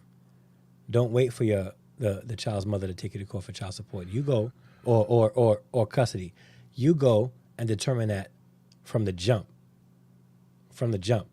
So if you go in, right, and apply for, and this is most cases, I can't say for every state or every city district, but if you are a situation where you just happen to have a one-night stand and she gets pregnant, but you want to be there, do the responsible thing, you should be the one to go to court and establish custody right away. I want joint custody. Now, here's what happens. It's on the onus of the single mom or the mom to prove that you're unfit. The fact that you did it first expresses to the court that you're serious about being a father. At that point, it's a lot harder for her to use that child. Now you have the courts on your side. But go ahead, I'm sorry. I was going to say, but isn't precedent already set in a sense that, I mean, I don't know. I'm not a legal scholar or anything like that. Yeah. I'm not an attorney. But to hear that, oh, well, if you're the petitioner, you have a better chance of getting 50-50 custody. I would argue that, well, should not the law of the land be is 50-50 no matter automatically. Who is the no petition. Argument there. I agree. Okay. I agree. And that's how it should start. Period. So that should be the law of the land. So we could in fact put a lot of the blame, and I hate to use that word, but for lack of a better term, our society has created this problem, if it is in fact a problem, by that simple fact right there. We have removed the man legally from the system from day one. And brother MRT 94, what are your thoughts on it? Yeah, it's I mean, when it comes to like in terms of like the socioeconomic issues that like has led to this problem, it's really layered, it's really complex, and I know I said early in the chat, I said I said like shame. I feel like shame, the lack of shame, is why we're currently in the state. Yeah. And sort of the reason I said that was shame. When people talk about shame, from my perspective, people talk about it in simply about the person that is directed to. But to me, shame is more than just that. It's about sending the signal to other people in your community and other people in your family that this outcome is not desired, that this should be avoided at all costs. Maybe we need a better term for it because people get so defensive when we say shame, but I feel you on that. And for anyone who jumped in here, this is the Suzette Speaks podcast. Welcome. We have not taken over. We have not hijacked Suzette. She's fine. She'll be back in a second. You just want y'all to know that we're having a conversation with Harrison Family. And there she is right there. She right there. We didn't do nothing. Took a breath. I was drinking that tea. I had to get up. I was like, wait a minute. This is a moment. I appreciate y'all watching, having a fun conversation, deep conversation tonight. I see you, That Christian Fam channel. Welcome. Want to bring him in. Y'all fill me in. There's so much I think we can talk about. I wanted to talk about dating. But salute to you, sir. How you doing? I'm doing fine. I got to clear something up. I didn't just sub to your channel tonight. I've been sub to your channel. Okay, well, you've been a part of the community. Well, thank you. Yeah, that's no problem. I commented on your. That. Will you have a show? Yeah, this is our channel, That Christian Fam. Awesome. And what do you talk about? I can guess, but I would love for you to tell me. Well, we talk about real life situations through the lens of scripture. So like, we understand that stuff pops off all the time, but what does God have to say about it? What is his heart? I need that. And so we definitely talk Let about me real life sub. situations. And Yes. it gets down in the field, but I don't mind hurting feelings. No, that's what we I think we need. need to have those serious topics within the church. I'm here for all the smoke because I really don't care. I That's love what's it. up. And you're from Are, Texas? I'm from Oklahoma, 20 minutes from Texas, but Okay. we're down here in Dallas, which is not too far from Oklahoma at all. So so we're in Dallas. are I'm heathens allowed? excited. Are heathens allowed to show up? Because I'm number one heathen out here right these days. Well, listen, Yeah. heathen or not, we got stuff in Texas for heathens, non-heathens. It don't matter, we're, No, smoke a fool. okay, I'm subscribed now, so I'll be up on y'all's channel because it's so important. I was just having a talk with a friend, because she was saying, Christian churches now, I don't know, we can only speak about Miami, is just always talking about, okay, Jesus saves, I love him, glad he saves. You're a sinner, be forgiven, but you sinned again, so get forgiven again. Okay, got that part. But then it's like, where is the practical life application? Where is this is happening in my life right now, slapping me in my face, single motherhood? That's it. And how do we therefore approach it in a way that is, I guess, hopefully going to give me some solutions, as opposed to you sin, hit me in the face, hit me in the face. You got that, baby. It's your punishment. Hold it over your neck forever and be like the worst person ever. Like, I know we've come a long way from that, and I agree that there's some, to an degree, maybe over. I don't know if the word is acceptance. I would say maybe over Yeah. promotion. But Is it Suzette, over acceptance? Pandering. It's called Well, pandering. and I would say this, Suzette. Well, and again, I'm not no shade to the church, but I'm just saying not just the church, but the community. How about we tell the women, like, okay, this is the way the system works. It was your choice. The guy had no choice in this. All right, that's fine. How about you give him an opportunity to be dad? Why are you allowing the court to remove him from your child? Right. Is that conversation going on anywhere? Because we get, not, guys are saying, oh, you're a deadbeat dad.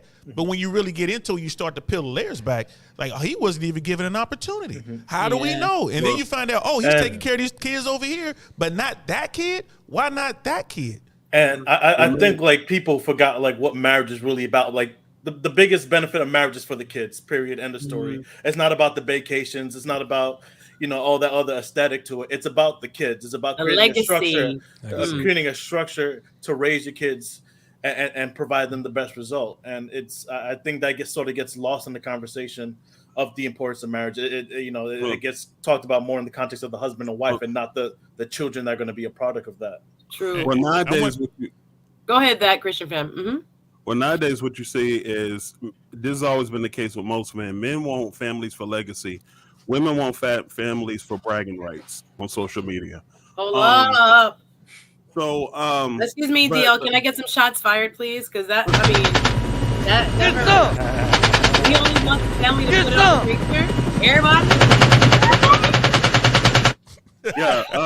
No, but I love DL saying, I love what you had to say.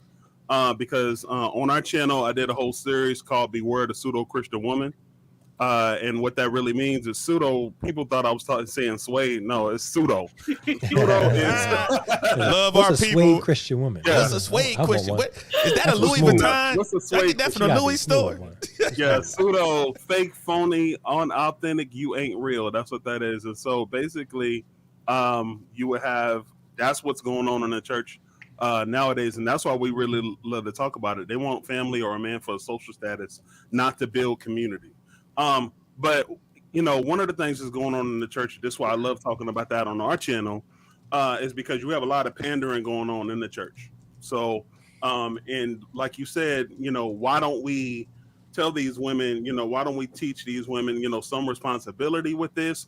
Well, if y'all remember the crack era that happened back in the 80s and the early 90s, Yes. that left a lot of single women. And so when that happened, there was this influx of single women because a lot of brothers were getting locked They up. had to Well, be single moms. Hello, yeah. Well, a lot of people, charlatans, and people who like to fleece the flock, they took advantage of that, and they started this women's empowerment movement, and you can get your best life now and all this other stuff. And if you just sow a seed. And so when you leave a woman uncovered, there is no discipline.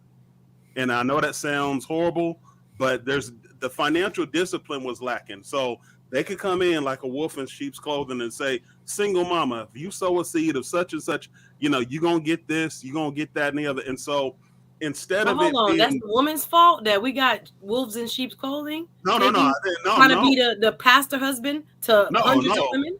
No, I didn't say it's the woman's fault. I said it's the wolves in sheep's clothing that took advantage of these women who are not they no longer have a covering. Like the man is I hear what you're saying in their house. I get it now. Pastor covering. I get it. What you're saying. And so a place to their benefit to continue to have the woman tithe crazily to the church because it's a financial boondoggle. Not only tithe, give her best time. Give her best energy. Everything. The single woman is the backbone of the Black church. Hey, for a second there, when Suzette, y'all saw that, what I saw, right? Suzette was like, hold on. I was like, hey. Houston, we have a problem. I was going to go down. I'm like, hold on. Texas, too. What we doing? I'm in Texas. I understand your point. Let me read a couple of these chats. Let's see what the speaker's got to say. Sandy says shame is from some form of possible weakness. From a place of weakness. Okay, thank you. From a place of weakness. Ace says, I have seen manosphere men who have created single moms. Me too. Are adamant against dating one. Oh yeah, and that's the thing. That's the thing. So, and if I may, like to bash them for the position that they're in, and they've created them. Like for instance, and I'm gonna say this: if you have 2, 3 baby mothers, you have no position to be out there shaming single mothers. Take a couple seats and sit down somewhere. Yeah. Now, my only pushback, if I may, just my only pushback, a lot of these guys who are in the manosphere, especially like those guys around the black pill, like the guys who are full of a lot of, they're bitter. Yeah. They got that way because of probably baby mama number 1. Maybe baby mama But number them 2. choose her. They did choose her. You wouldn't be in that situation too. Exactly. And it's on there. I'm just saying that's my only pushback. There are reasons why the manosphere is growing at the rate it is growing. The chicken or the egg argument, right? Yeah, I mean, listen, but I know a guy right now. You don't have to trust that. You don't have to trust that big. You don't have to trust that big butt and a smile. Like, I'm sorry. At some point, dude. At some point, you got to be held accountable for your actions. Yeah. Not at some point. You're accountable right off rip. Not at some point. You are accountable the minute you lay down. So, but I'm just letting you know where they're coming from. Yeah. Okay. And the sad thing is, you have some people over there in the manosphere who are doing it responsibly. But then you have some people who are just bitter dudes who are just mad because they can't get no girl or don't no girl want them, and so they just hate women. And so I'm not here for all that, but that's so much foolishness. But I want to go back to that single mama, argument that we were talking about. Like, why is it so frowned upon within the manosphere or the red pill community? Well, anywhere. The reason why, I mean, listen, I think it is very honorable to be a single mama if you choose, like, if that's the option between aborting it and being a single mama, please, by all means, be a single mama. But what I'm saying is this: the reason why they're frowned upon is because you have a lot of women that brag about being a single mama. I don't need no man. Like, I don't need no like man. They don't need no man. I don't need no man. They don't need no man. And they're gonna tell you that from now to the cows come home. Like, and they're happy about it. I love there's a channel I follow, Chantel Simone. Yes. She had something on her community page, and there was 2 women arguing or talking. There was an older woman and a younger woman, and the younger woman had a child. And then the older woman said to the younger woman, "Oh, girl, you look like you're doing a good job, this, that, and the other." And both of them were like, basically, I don't need no man. Then the older woman said, "Oh, your daughter's cute." And she said, "Oh, that's my son." That's the point. You cannot just look at money, like Harrison was saying earlier, and say, hey, this is going to raise a child. No, that provides for a child, but that doesn't raise a child. And if I may, you need to. Yeah. Now what Dwayne Wade and Gabrielle Union doing, listen, That's a whole nother Okay, whole ball of nother wax. can of worms. But Hold if on, I let me may, let. Thank you. Oof, yeah. Let me yeah, let Harrison and I Favorite think Values jump in. and I think the good, that's a good point about women saying that they don't need a man. So it's not at that point. It really isn't about what you need. If you're a single woman and you claim that you don't need a man, go have at it. But if you're a mother and you're claiming you don't need a man, that's a different discussion. Yeah. It's not about what you need at that specific moment. It's about what the child needs. And I think we tend to go away from what's best for the child and not consider that. What's best for the child? What's So you're in the saying, and child's I best think there's interest? so many Yeah. ways that statement can be construed and so many meanings it can have. I don't need a man. And I think one interpretation is what you're saying, which is saying that I can be both man or father and mother. I don't need a man. I can hear it in so many different ways from my perspective Yeah. as a woman hearing it. Like, I've tried this and it didn't work, or it shot me in the foot, or I'm tired of being abused, or I'm tired of being like, not saying every man is abusive, but you know what I'm saying? Like, I'm tired of like trying and the dad's not showing, up for his side of the bargain. So I don't need it. There's so many interpretations of that, but I understand what your point, the point you're making, which is to say, you think it should not connotate not needing balance, because that's what Yes. every child needs. I understand what And your point is. Go ahead, yeah, Dio. but it Well- goes. Oh, yeah. Oh, go ahead, brother Harris. You can finish this point, then I'll jump in. Yeah, and but it also goes into the question that Ace Butterfly was asking before about disciplining. Oh, a that boyfriend yeah. just I playing was trying to something. go So back here in we- the chat, guys. Sorry. Yeah, so Ace Butterfly, you had a comment about disciplining. Should the stepdad or Yeah. boyfriend be allowed to discipline a single Yeah. mom's children? What say So- you? So Harrison and that's Family the Values. thing. So we're talking about what the child specifically needs, right? So we have a single mom who thinks she doesn't need a man. She can be both the mom and the dad, okay? But we're not considering what deficits the child's going to feel without the presence of a male in the home, okay? Now, if you're able to find, with the help of God, a responsible, loving, disciplinarian father figure to marry, all right? And I'm gonna say this. I wouldn't let some boyfriend come in and just discipline. They would have to put in the work and prove to you that they are responsible and that they care for your kids. And But once they commitment. prove that, once Yeah. they prove that they're committed to the Amen. family and they're willing, and here's it, they're willing to die for your child, step in front of a bus, a bullet, or whatever, and defend your child with their life, you got to give them an opportunity, even if they're not the child's biological father, to be a disciplinarian force in that home to help teach that child and raise that child. So We're talking about committed, all in, Yes. responsible. He has to So- basically be the man, pseudo not father. just your Yes. second date boyfriend. So no. and that's the thing. So No. back to this whole need thing. You can say that you can be the mom and the dad, and you can offer supplemental support and doing whatever you can to help raise this child on your own. But understand that just because you feel that you could, doesn't mean that the child's gonna not feel the void of having a male in the home. Yeah. So that's what I'm saying. I met women got that You- pocketbook. I met women that make them good six figures as single parents. And again, I just feel like any single parent, I mean, doing their very best, providing luxury, providing, you can pick any college in the country you can go to. It's all gravy. But I hear what you're saying loud and clear when it comes to there's more than money that Yes, needs very much so. that I'll a give an child needs example. to stay balanced. An example would look like this, right? Mom makes $600,000 a year, right? She does it all on her own, right? Man grows up, right? And he goes into a job. His immediate supervisor is a male, right? He disrespects his boss. He doesn't do what they say. He gets fired. Goes to another job, right? Same thing happens. Goes to another job. Same thing happens. Gets another job, and the supervisor is a female. All of a sudden, he's flourishing. What's the problem there? So we're talking about what the needs are. They can grow up and be an adult, Yeah. right? Now, he can't even function with a male figure, a male authority figure, because he's never seen one. Yeah. And for him to flourish, he may, and this is just an example, he needs to be under female leadership.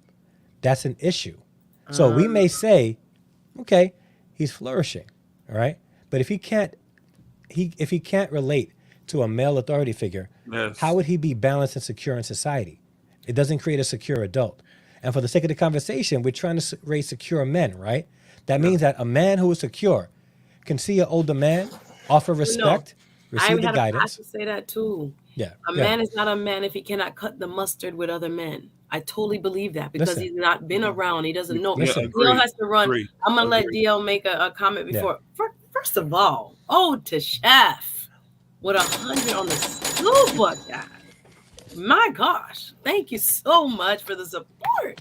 And DL, I know you're gonna have to run because DL Yeah. is a single dad. So let Shout out to DL the single give dads. his final comments and I'm we'll Shout out, continue son. the conversation. Shout Go out. ahead, DL. definitely a singles dad. Like shout out to my daughter's mom, and then we can talk about my son's mom because I'm in both. I got a foot in both worlds. That's why I'm so passionate about this. A But cooperative partner and then a super non-cooperative. I understand. I got both extremes. So here's the thing: until we decide as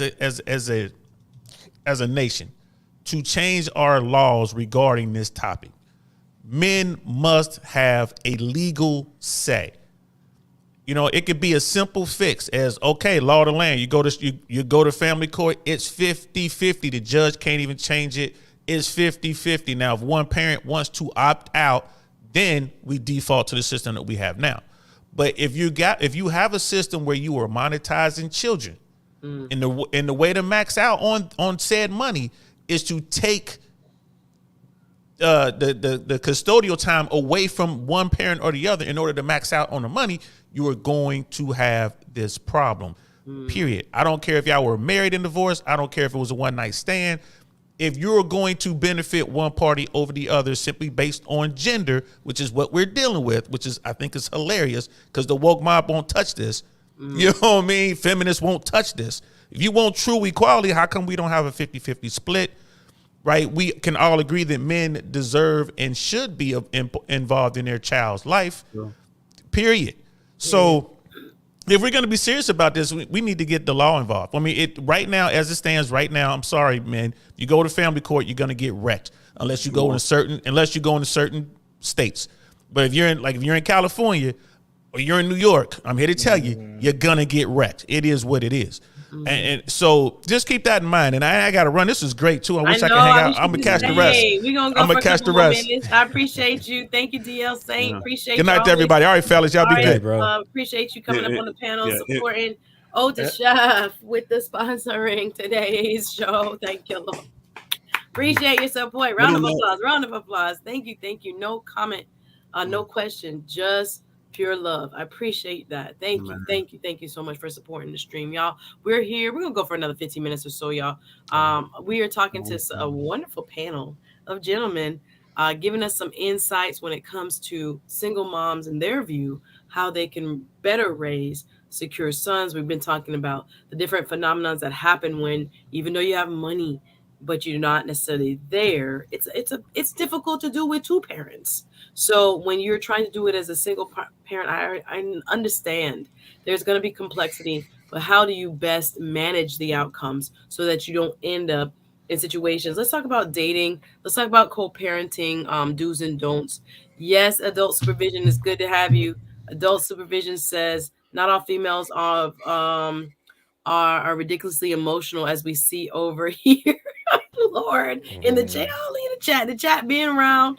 Let's see. I don't want to go back and forth. Let me try to get a couple of these. Yeah, good question, Ace. To the callers and the panelists, do you think Gen Z and millennials are more emotional because of the presence of single moms? Yes. Well, I'm a millennial. I think that we can be, but Generation X got us beat. They were the model. They actually have more single parents than we do. Wow. Yeah, Generation X. That's where that whole sexual revolution. I don't need no man. That started with Generation X. The single parent households were raised by single parent households. So it wasn't just millennials. Started with Generation X, really. But to go back to what DL Saint said, it'll never change if we're trying to depend on the law system, the legal, judicial system. It'll never change because Big Daddy government has already stepped in and said we don't want the man. It'll never be fixed towards the man. It'll always be fixed towards women because Big Daddy government stepped in back in the 1960s with the Great New Deal and said, if you have a man in the home, you don't get that welfare check. And so the government has become the daddy of today. Even to today, that's what's happening. But So I mean, I hear your point, and I think it's valuable because definitely the you brought up, in the 80s, grad babies, like all that, is real. So there was a time where everybody was in jail, everybody went to federal prison, everybody was in state prison. So you had to do what you had to do. Like, can't be mad at me for doing what I had to do. Like, raise this child as best as I can by myself. It was killing people softly because, again, the streets was calling, the gang culture was calling, the pushing culture was calling, and people survived. I actually want to give some credit there. Like, it could have ate up our whole community. It did in a lot of places. I But mean, yet still we're it, here. it, it, it did in a lot of places to the point to where you could have 30 years ago, you could have 100 black people or 10,000 black people in an auditorium. Most of us would know each other. You have 100 of us in that same auditorium today. Half of us don't know each other. Yeah, We don't have any community. family So, ties, so church bonds. Yeah. yeah, all that. So if the plight of the single black woman was, hey, I had to do what I had to do. If it just stayed there, kudos, that's great. Mhm. But now it's become something crazy. Okay. It's embedded in the culture. Not only did I do what I had to do, not only do I don't want to be equal to you, I want to destroy you and be above you now. That's where the conversation is going with this fifth wave feminism. I know it sounds really noble. I'm not saying but that. it- I'm not it- saying no, that. no, I no, don't know because who's it saying was. that. It was noble. It really was. But what I'm saying is now the conversation has moved to not only do I not need you, not only do I want to be equal to you, I want to be above you and destroy you. All right, we don't take. I don't. We're not preaching that here. I No, know what you're saying. That exists yeah, on the we don't internet. believe in that. We don't I'm believe not in even subscribed to that type of that. thinking Amen. at all. But I hear what you're saying, so I receive what you're saying. Yeah. However, I think there is some of that legacy from your grandma to your mom to now you, who had to survive. That, again, you just modeling, and I think it was Harrison Family Values talking about that. And on the ladies' side, it's the same. I remember going to churches and speaking, and little girls coming up to me, looking at my dress, pulling on my shirt, pulling on my, like, Oh, you wow. could just see it. The little ones, like, oh my gosh, I see myself in you. Maybe I can be like. So it's the same thing. You hear it again anecdotally. We don't have I don't have the numbers, right? But you're seeing grandma do it. You see I've seen whole family reunions. That's beautiful. Was I'm talking about, it was one dude and the whole bus of women. And I'm Wow. thinking to myself, Father, like, I don't want to make assumptions. I didn't know these people. It was like random people with all the same shirts, right? But I'm you like, maybe saw the it. men are wherever they're driving to. Maybe that's where all the men are, right? I'm trying to be positive, but like So 40 like, women and one dude. yeah, Yeah, that's wild. Wow. like for me, I I don't mean, know. I was raised by a single parent, and the difficult thing for me is I don't feel like there's any room in our community to have a conversation to say that to dissuade people from single motherhood or say that this isn't a desirable outcome. I feel the reaction that we usually get is to push back against that, to prevent hurt feelings, so people not feeling some type of You way. have a valid And point. You have a valid point. Go I ahead. feel like as long as that's the case, we're not going to be able to have a honest and a real conversation about how this gets better, because there's no amount of money that's going to be able to fix this in terms of like No, it's a um mindset thing. Yeah, It's a and it's a mindset thing and a mindset, and it's culture. yeah, and like Building for back me, a something. culture of men are Yeah, needed in this culture. Where are and they? it's How do we just, yeah, support them? How do we? Yeah, I hear you. so like take Black immigrants for example. There's a 50% out of wedlock birth rate for Black immigrants in the United States. Wow. So and I said the rate was 72% for if you take the Black Americans as a whole. Yeah. So it obviously is a cultural thing, and there's a long conversation to be had about why that's happening, but I don't think the answer should we should be telling obviously once the children are here, there's nothing we can do. Right. It's we understand that, but at the same time, there's still there should still be room in the conversation to say this wasn't a desirable Yeah, outcome for you. I hear what you're So saying, and I think the pendulum swung Mhm. from, you know, the little fast little girl at the church that everybody kept upstairs and away from. You weren't Wow. allowed to go on the field trips, and you weren't allowed to sing in the choir, and you were, you know, banished to throwing the baby shower at the church now. Like I yeah, get it. it, Like I don't know if that was what who was talking about the pandering of the pastors. It probably was you, that Christian fam. Now the pastor has to do what the congregants want because the money is tied to, well, everybody wants to Yes. use the church hall. I remember that being a thing. They couldn't use the church hall to have certain things because it wasn't an example of godliness. It wasn't that we wanted to like excommunicate the person, but you could just do it at a private hall. It wasn't well, going to make the church as if it were sanctioned by what we believe. But How do you feel now, about I that? don't. How do you feel go I about ahead. And Dusto, I see you in the back. I'm going to bring you up. And Mr. T0948, I want to ask you about how you feel you were impacted by Yep. being raised by a single mom. so but Go ahead. Go ahead, Harrison. yeah, Family values. the issue is that you said before that the perspective, the mindset has to change.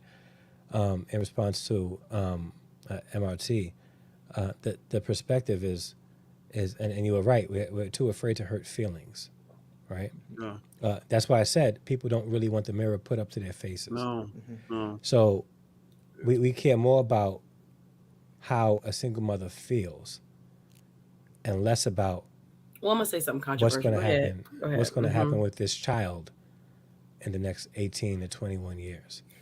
So we don't want to dismiss anybody's feelings, but here's the thing. Every good parent understands that when you have a child, okay, a little bit of yourself must be put on the back burner to see Absolutely. that your child succeeds in life. If you really want to have a secure child, and that's what it pretty much is. That's how human. That's how life is designed. Trees, right, will release seeds, and then those seeds will Yeah. plant. All right, okay. That's how we are created to reproduce, right? And we protect our lineage, our race, and I'm talking about the human race Right. through reproduction. So that's why it's more beneficial for adults to think about the child as a Right. priority and not what I feel. Oh yeah. What's best for the child so that we can create a better future, not just for our children, but for the whole race, for the whole lineage, Let for, me. for Yeah. all of us. Hmm. And that's a challenge here. So Well, that's an again, overall selfishness issue in yes. society in general. I don't think And that's a black thing. I don't think no, that's it a is. whatever thing. So That we have shifted to what's in it for me, and I don't see this child as a priority or an extension of a benefit to myself. So I must put myself first, and whatever happens to the child happens to the child. I hear well, what you're saying. I don't know if it's that. I Tell just me. think they're still putting themselves first and Okay, so only. it's not even about the child. It's just about what Yeah, they want. Okay. yes, what they want, and that's why when somebody gets into a situation where they break up with their boyfriend or they divorce their husband, the first thing they want to do is try to take control of the child, and it's not beneficial to the child. Right. All right, and what and this is again, it helping to create secure sons. What single mothers can do is departmentalize their life a little bit. He was a lousy boyfriend, but he can be an awesome father. That's hard to do, but yes. But it has to be done. The thing is, are we looking to create secure sons? That means that you got to put your own feelings aside for that to happen. Yes, he was lousy to you. He cheated. He did. With a He lousy was husband bad with a to good you. dad. Whoa. But he can be an amazing father. And What do People you like want? that for real. Do you Go ahead. So what do you want? Do you want to hold the pain that he caused you over your son's head? Or are you willing to love your son enough to say, you know what? He hurt me. I don't have to have anything to do with this man. But he is extremely good to my son. So Darcy, I'm going to give him your camera went access. out, brother. Uh-oh. I'm Oh, probably my bad. on a timer. I want to read a couple comments, but I see you nodding. Go ahead. And I want to bring up Dusto. Harrison, I'm dropping you down because your camera's off. Dusto, I don't know you. Your thing is scam likely. Please don't be a troll. How are you? Good evening. How are you doing? Nice to Yeah. have you. Thank you and welcome. No, Um, go ahead. I was just going to read a couple comments because they're bubbling in the chat. Sandy W says, but yet man dictates contraception choices. It's not fair all the way around. But then y'all don't want to hear that. What does that mean? I think Yeah, she's saying people forcing people into pregnancy without a choice. So the reversal of Roe v. Wade is my interpretation of her comment. So that she's saying now government is telling me I have to have this baby, and now everybody's mad that I have this baby. There's plenty of pro-choice women. I think choice had a lot to do with it in the first place, but okay, just in my interpretation, Sandy W clarifies this. Ace B says this is what people forget: the system is designed to discourage divorce and single parent households, aka broken families. The system will never be user friendly and inexpensive to society because they're trying to tell you to stay together, I guess. I hear you. Wizard Kelly on the super chat. Thank you so much. Says that the 80% of out of wedlock birth is because contempt for competent men. The boys are raised to malfunction on purpose. Wait, to the same end. No. So who you putting that on? Women? Hold on. I think he's trying to put it on the government or the policies, the laws and policy policies. wants to make our men incompetent, but then he says no government conspiracy. So I don't know. Interesting. Wizard clarified that 80% of out of wedlock birth is because contempt for competent men. I think male leadership damages without it. It damages the community. So I think there is a bigger stake for, I guess, certain powers that be. Call me a conspiracy theorist, but I do believe that. Like, you don't have to break a community without, you break it within. So removal of men from the home to me has this terrible deleterious effect that can be an outcome that was desired to me. But he's saying something else. The boys are raised to malfunction on purpose. Their boys are raised to malfunction on purpose to the same end. I got to figure out what you mean by that. Let me get your thoughts, brother. Mr. Scam Likely. What are your thoughts on tonight's discussion? For this discussion, I got to go in the used car salesman voice. Good evening, ladies and gentlemen. Reporting live from the Dustosphere, it's Dusto, aka Scam Likely. I'm doing some evaluation in with this place that they call some kind of a community, which it really isn't. It's just a population of people acting out of control. There are a couple of systems. System A, some salesman somehow said him and said, "Excuse me, woman, hey, we'd like to introduce you to a system. This system is run by, I guess, the government or some mysterious person in Arizona called the White Man that no one's ever seen. Now, you can always file customer service and victim complaints. They'll be thrown in a trash can, but you can cry victim and say it was his fault. You can blame black men. We'll give you a weak government check and put you in some housing and give you food stamps and food that'll toxify your body and destroy you. You'll probably die at 46, broke, with a wig on." Women said, not a bad deal. We'll sign up for that. But productive black men in society said, hey, we're actually looking for spouses. We want to have a legacy family. We want cooked meals. And we want beautiful women to have beautiful families and actually have something productive out here. As the productive men that we are, we'd like to replicate that and spread it all across the world, be at playgrounds and parks and all this kind of other stuff, and have some kind of fake Disney life. The women said no. We offered the system. Some men are average. Some of them are kind of ugly. There's an ugly dude in the post office, but he's still a decent dude. He'll take the single mom one with the 2 kids. He'll do the best he can, but he'll actually be there, show up, and he won't cheat, won't beat on. Making $36,000 in the post office. No, I want a high value man with a 6-pack, 6'6", and 6 cars. And no. There are some decent men out here. They're saying, look, man, can y'all just lose some weight? Because, my God, y'all bigger than me. The woman said no. So, supposedly all the men are getting passports. That's really not true. It's talk. Or just a lot of them are dating outside the race. That's true. The higher up in income you go, you start to see more of them dating out. Or a lot of them are opting out. You know what? Look, y'all do what y'all do.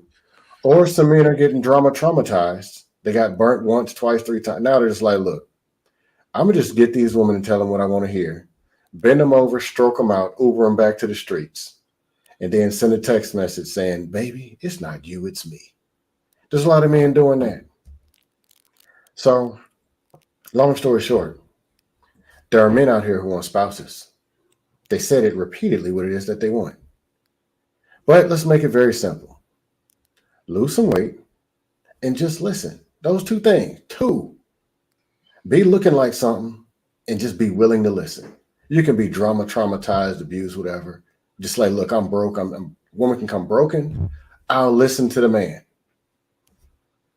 And I'll look like something. Men will take that and they will marry it. And they can't do those two things. What you want me to do? I hear you. That's a good point. You want to respond, the Christian fam, or Mr. T? Man, there's a lot. There's a lot. Thank you, Suzette. I appreciate it. Now there's a lot that you said I really agree with. I'd like to add to it. Also, stop telling us how much you don't need us. That's another thing. If I continue to hear in our community that you don't need me, it's only before long I'm going to grab my ball and go play on another basketball court. That happens. Now, Suzette, that may not be your sentiment. I know that's not your sentiment. I'm about to say, y'all talking about y'all, and I'll be like, which y'all? But I get what you're saying. Your experience. That's not your sentiment, but this is what we keep hearing in our community. You should see what happens here in Dallas, Texas. No, it happens all the time. So I'm like what happens in Dallas? I'm about to tell you. Well, what happened is I was teaching a Bible study about 5 years ago with a group of teenagers. And unfortunately, we got on the topic of dating. And at a local high school, a lot of them go to the same high school. And they were like the girls that look like me. And I'm like, why? Like, why is this? Like, I'm trying to encourage them, hey, this shouldn't be. Why do you not like the girls that look like you? They said, well, they always tell me, they're always mean, and they tell me they don't need me. So what's happening here in Dallas, if y'all know the demographics of Dallas, they just go grab Maria. Oh yeah.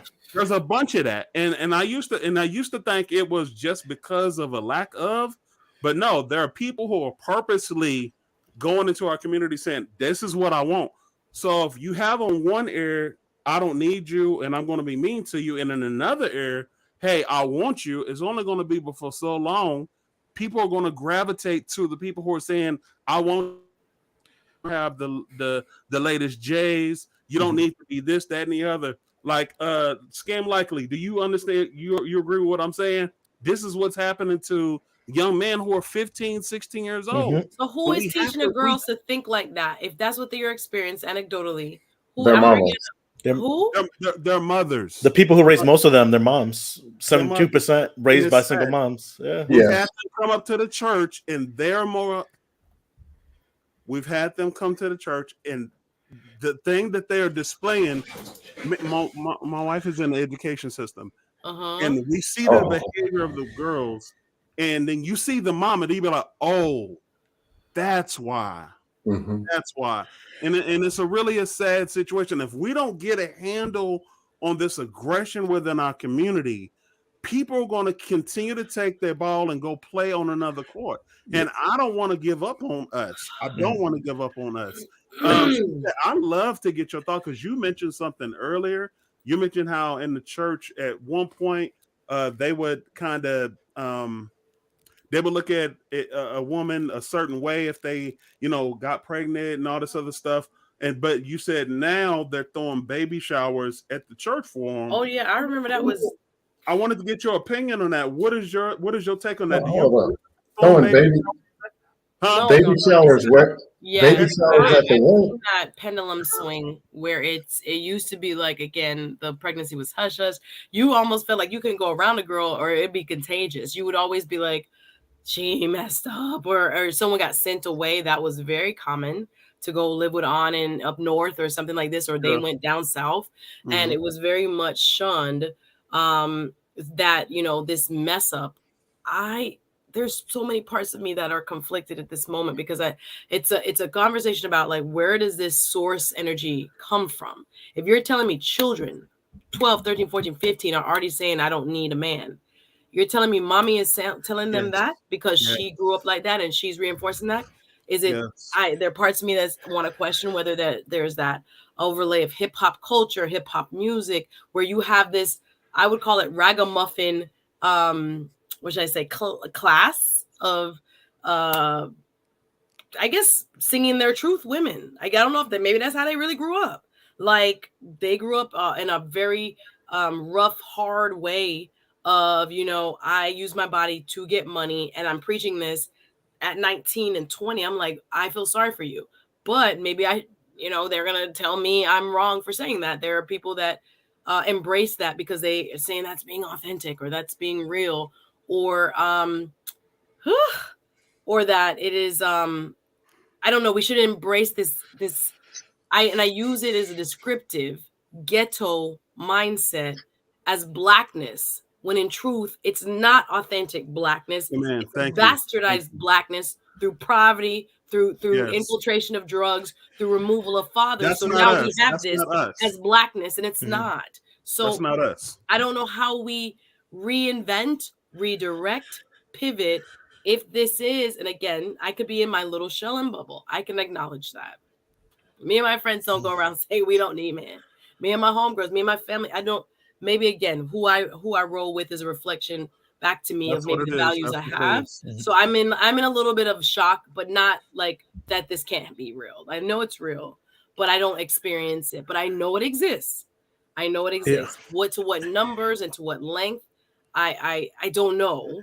But I know there definitely is parts of our culture that have been again, the word I'm using is it is a promotion of destructive behavior. And I'm like saying, by who, to what purpose, to what end? Can you blame the 19-year-old who is literally from the gutter? I'm thinking about, Glorilla and these people. I'm like, I asked a friend when we were in New Orleans, I'm like, and this is a woman with a degree and a whatever, and I'm like, is it good that she's like the new it girl? And she said to me, well, she has a really cute personality.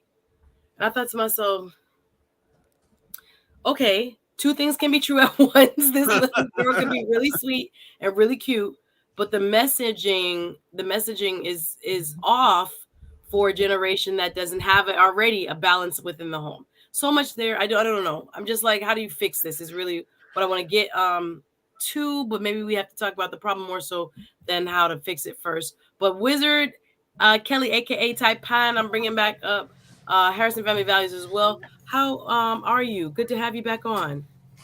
Hey, what's up? I'm so happy to hear from you. Can you give me your thoughts? Welcome. Yeah, I wanted to explain my previous comment. My previous comment was, let me scroll up to it. So, yeah, I was just saying that you don't get to like the 80% rate that we have here unless there's a kind of a concerted and deliberate contempt for just like Oh, you mean the super chat? mass. Yep. Okay. Exactly, for like just like a competent men in power and things of this nature, and you like the fact that like you have in some states where like black boys are rating now at a level of like they have a level of literacy that's comparable to the literacy rate in of like third world countries when they live in a first world country is just it's strange that the mothers themselves are also bragging about their education. So it seems like it's very open, it's very deliberate. You don't get to like 80% of these boys not even being able to do basic arithmetic with a like a well-educated mother in the house by accident. And also So you you're don't get. saying again, I'm sorry to interrupt. Yep. The question I have is deliberate by who? The mothers themselves? Yeah, I think it's No. deliberate by the mothers themselves because like the way things like function when like people are doing the right thing is iteratively. If you do this the right thing generation after generation, then you start trending upwards. But what you have is a situation in which even like in our community we don't have like the same kind of class stratification as it exists in other communities. So what you Yeah. have is like women of all levels doing the same kind of thing that iteratively degrades the quality of like the boys generation after generation after generation. And obviously you still have like some of the external factors like obviously the historical context of the US, but generally speaking what's driving the most of the deterioration isn't the external factors. It's the fact that the women have a certain attitude towards like men in general, and as a result of it they seek to Oh my you see goodness. this My heart reflected in. hurts. I, I'm Yep. My heart I'm gonna be hurts at devil's this advocate. this postulation. This hurt that I hurts. mean, I hear you, but It it is does, but like, if I could clarify one thing, you even see it sure. within like obviously the rise of the cameo Kevin Samuels kind of phenomenon. More and more we're discussing like even what's it yeah, we're discussing how it is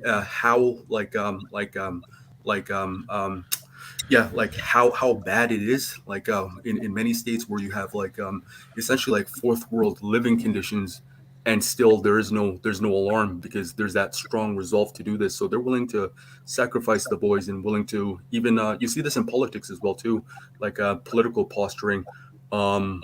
You have like these women negotiating with what's it government officials for different seats the for their mayoral campaigns, or even in for the presidential politics, like they're operating as their own separate entity. And you have even folks like Elizabeth Warren referring to these women these kind of free range women as the leaders of the community. Not It's free very range. mainstream, it's very Not open, the free and it's range. yeah. Hallelujah. Hold on, brother. Let me stop you real quick. Hold on. Let me digest what you're saying. Yeah. Wow. Ugh, okay. Suzette, you seem to be taken back by a lot of the stuff we're No, sharing. I'm hurt. Like, I'm like, who says this? Who thinks this? I'm Because not. you don't think that way. That's what it is. Yeah. I know, but I'm It- just trying to like. Stuff.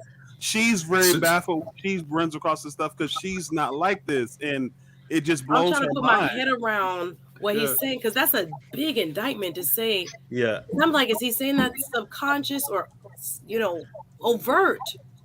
Because there's maybe a subconscious conditioning that we don't trust each other as Black people. So even to our own sons, we would offer less. We would want less. I just cannot. I can't Suzette, fathom that. It's if this makes it more This is palatable, what I was alluding to earlier when I said that it's not enough to be equal to, but we want to destroy. And I know that was hard to hear, but it has gotten to that point. who's the gentleman with the glasses? What's her I'm name? confused. Go ahead. Oh, Go ahead. Christian. Go ahead. But it's kind of like I try to make things as kind of palatable as possible when I kind of say them.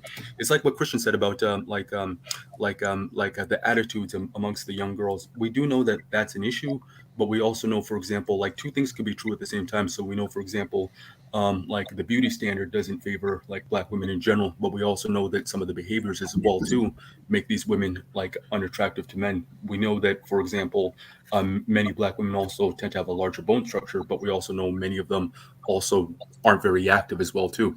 So in the case of what's going on with the children, is like you don't get to like You're stepping on my 80% toes of now. Thank you. it, I'm thick, ex- so just let's yeah. leave that alone. Okay. So You're I mean, saying, okay, sorry. Go Let me get someone else involved. I understand what you're saying. I can't even respond. Go ahead, Desto. larger bone structure. I Is that have what not- it is? No, You did a No, study. I don't agree with that. no. Hold on. This larger bone structure. I didn't know bones were round and jiggly and Yeah, have come creases. on now. Yeah, let's get back on subject. Gosh. Yeah. No. So, okay. I mean to push back a little and play devil's advocate. I think there's two separate conversations. How did we start heading in this direction, and how did it get so bad?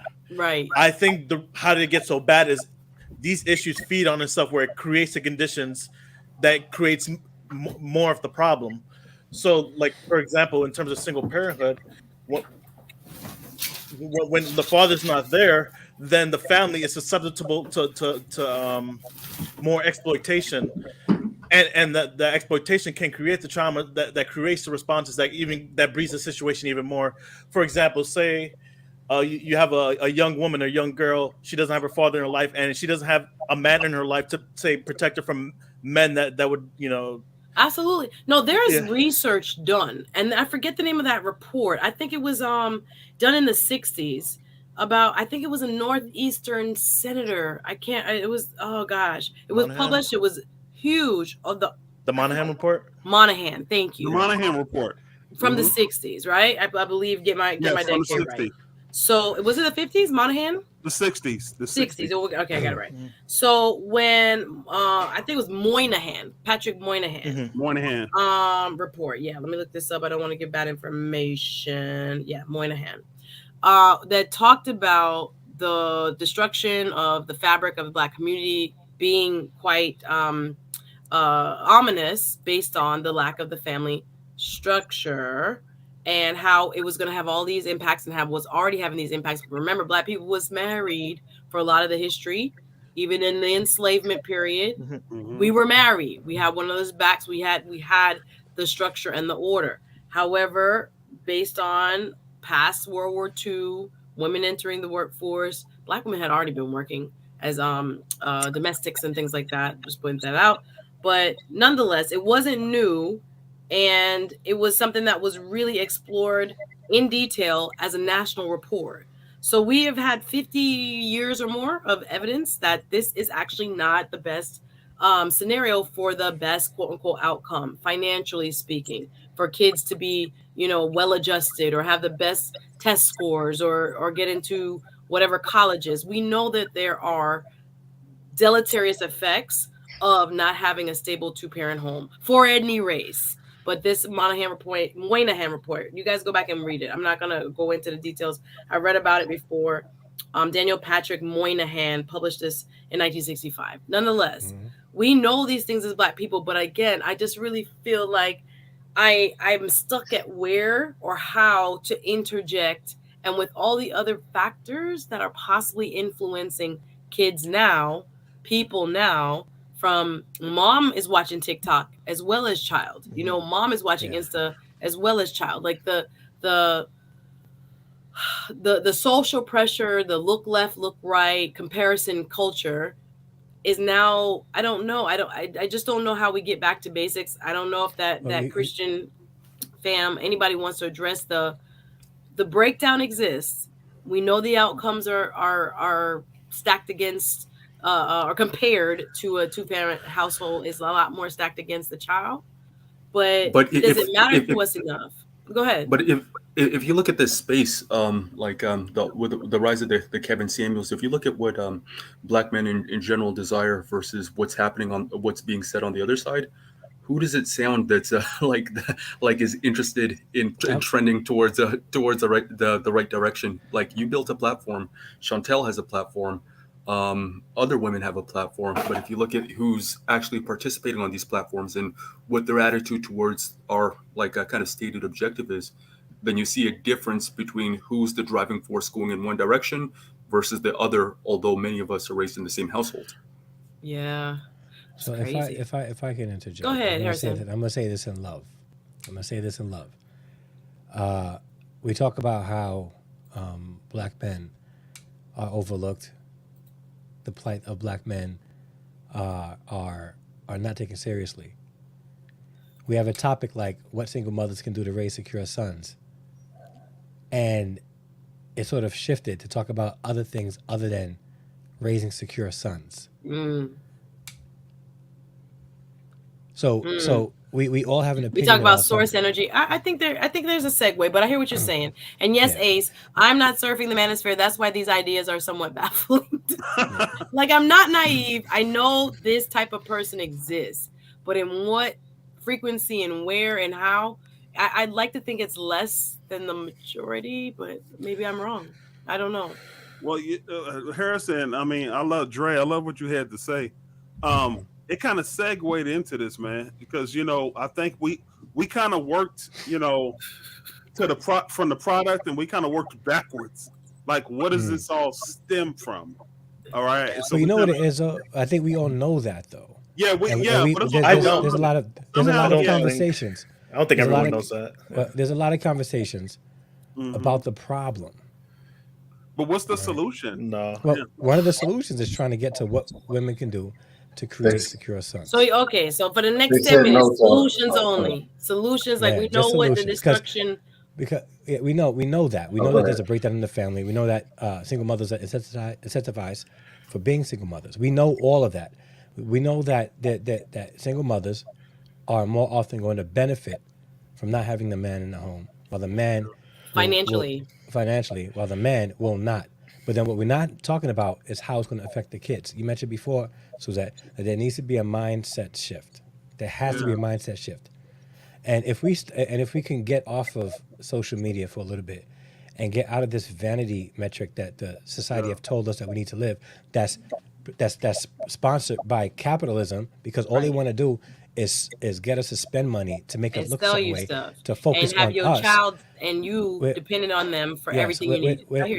we're never going to get anywhere. We're never going to get anywhere, right? If we don't shift our thinking to identify to really thinking about what's really important in life, and that's really leaving a legacy. I'm not And saying leaving that the next generation better than your prior better than generation. if we don't And, have and that knocking mindset, down the it's next not going to wall for the happen. next person. Let me Yeah. ask this. All right, we're going to get to the topic since Harrison Family Values so eloquently put in. Yeah, and I have to go soon too, so that's why. No, let's do the round robin. We're about to close. I got Yeah. another meeting. I'm supposed to be online with this my lady. my family's home. Okay, so last comments. So answer the question for me. We'll go round. How can single mothers, currently single mothers, better raise secure sons? We'll start with you. Can we preface this? We're Yes. talking about single mothers who are put in this position not by their own choice. Well, I'm not, and I said this in the beginning. I said this in the beginning. We're not talking about single mothers that are keeping their children away from their father. We're talking about single mothers who are in a position where they dad is on deployment somewhere. Dad may be locked up. Dad may be deceased. We're talking about situations like that. We're not talking about mom had an argument with the boyfriend. She wants to break up and she doesn't want the child in her life anymore. I'm not talking to you guys. You guys have issues far greater than what we're going to be talking about here. What I'm referring to is a single mother who is in a position that she can't help. Dad is helping protect the country. Dad may have been locked up for a weed charge back in 1996 that he's trying to fight. Things like that. Can I add let me a preface layer that. to that, as in a single mom who now realizes I have been conditioned to believe I don't need a man, or I don't need, whatever social structure that is now foreign to me that would normalize an outcome of success. Yeah. And I realize I have to teach my son and daughter how the benefits of the nuclear family work, even though I can't demonstrate it for them on a daily basis. That is also the person I want to talk to as well. Okay. Well, I'll revert back to what I said in the chat before I jumped on camera. We need to get the young men around as many men of value that we can. So whether that be a mentor, whether it be coaches, and I'm not talking about the coaches that are custom 10 ways till Sunday. I am talking about the men that have some value to their lives, some mentors. Get them around as many men of substance as you can. Because the question, I know you mentioned daughters, but I don't think that was in the title. It was more about Go ahead. sons. Yeah. Yeah. But okay, because by default alone, you have to be the best model to your daughter yourself.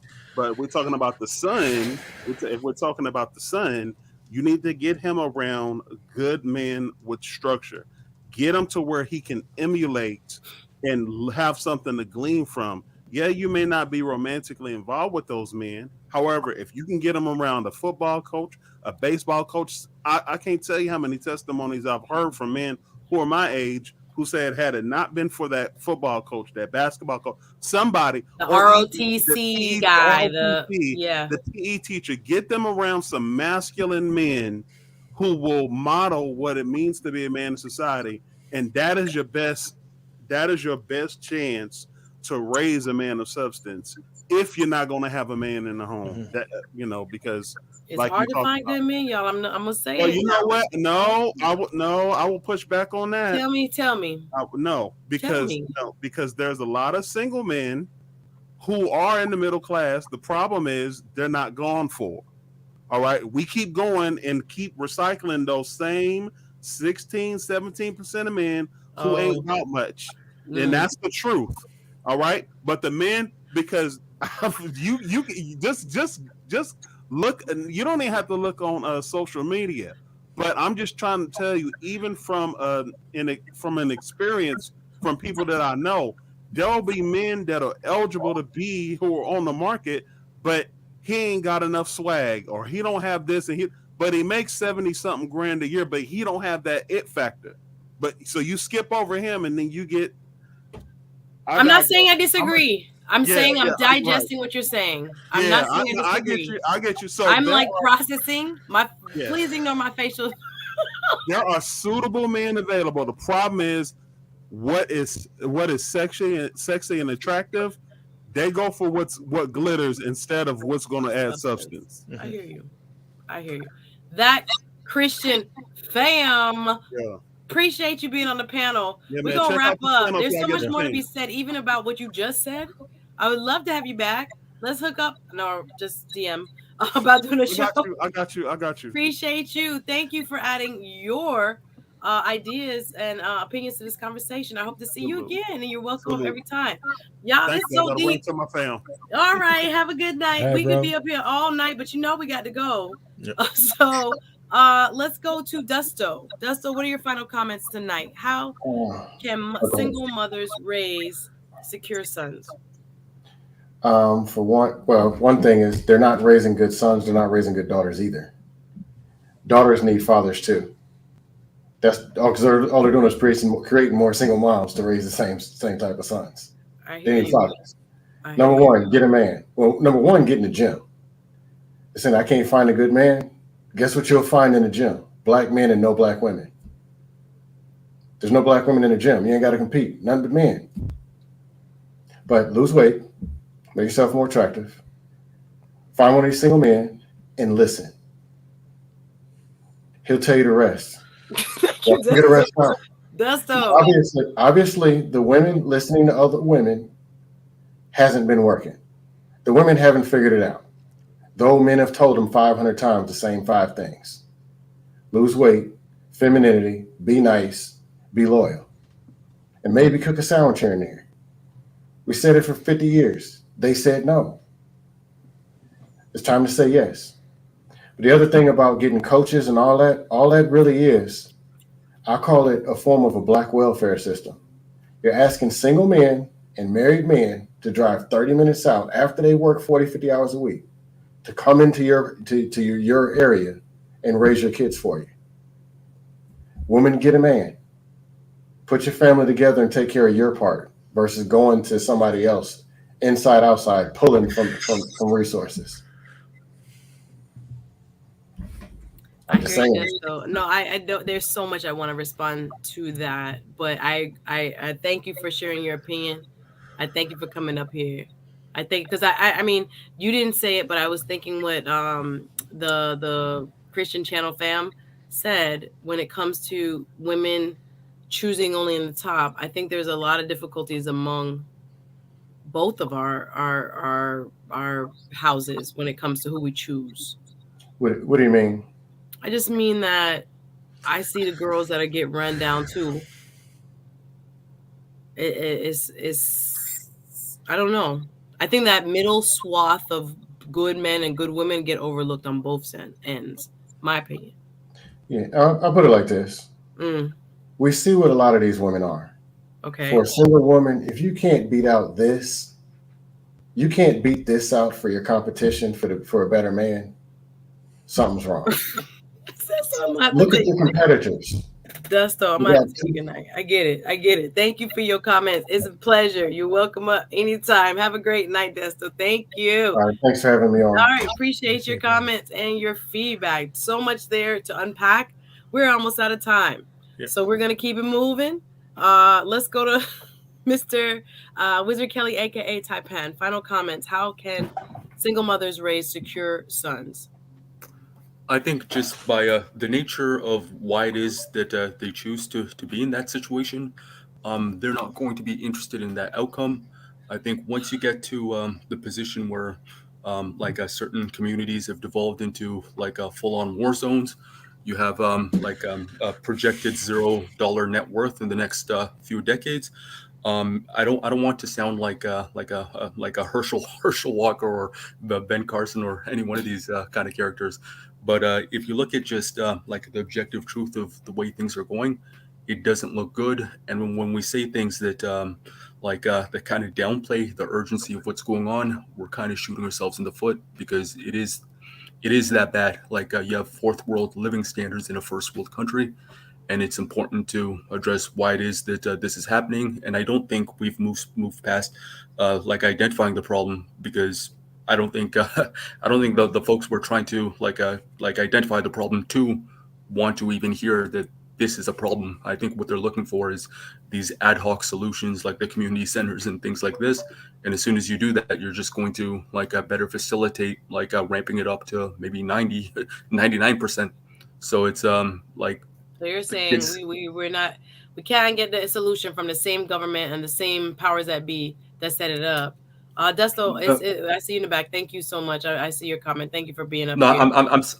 I'm saying the opposite. Is what I'm saying is like what's happening here is it's the result of a very deliberate and concerted effort by many individuals choosing to make the same choice for the same reasons. And as a result of that, this isn't like a government conspiracy. Like if boys aren't being taught to read in the information age, and many of these mothers are bragging about their own education, then it's very damning. It's self evident when like you have a son That in a hurt. first world country and they can't read. Ooh, we're gonna have to disagree, agree to disagree. I cannot imagine women who wouldn't want their sons to become good men, and the same women bawling out when people getting shot in the street, the same women protesting when people are mistreated. I'm like, to really believe that that is a choice deliberately Yep. to say I don't want my son to be nothing. I cannot, and maybe I just cannot wrap my mind around that. I don't I'll know I'll, people I'll, that fin- think like that.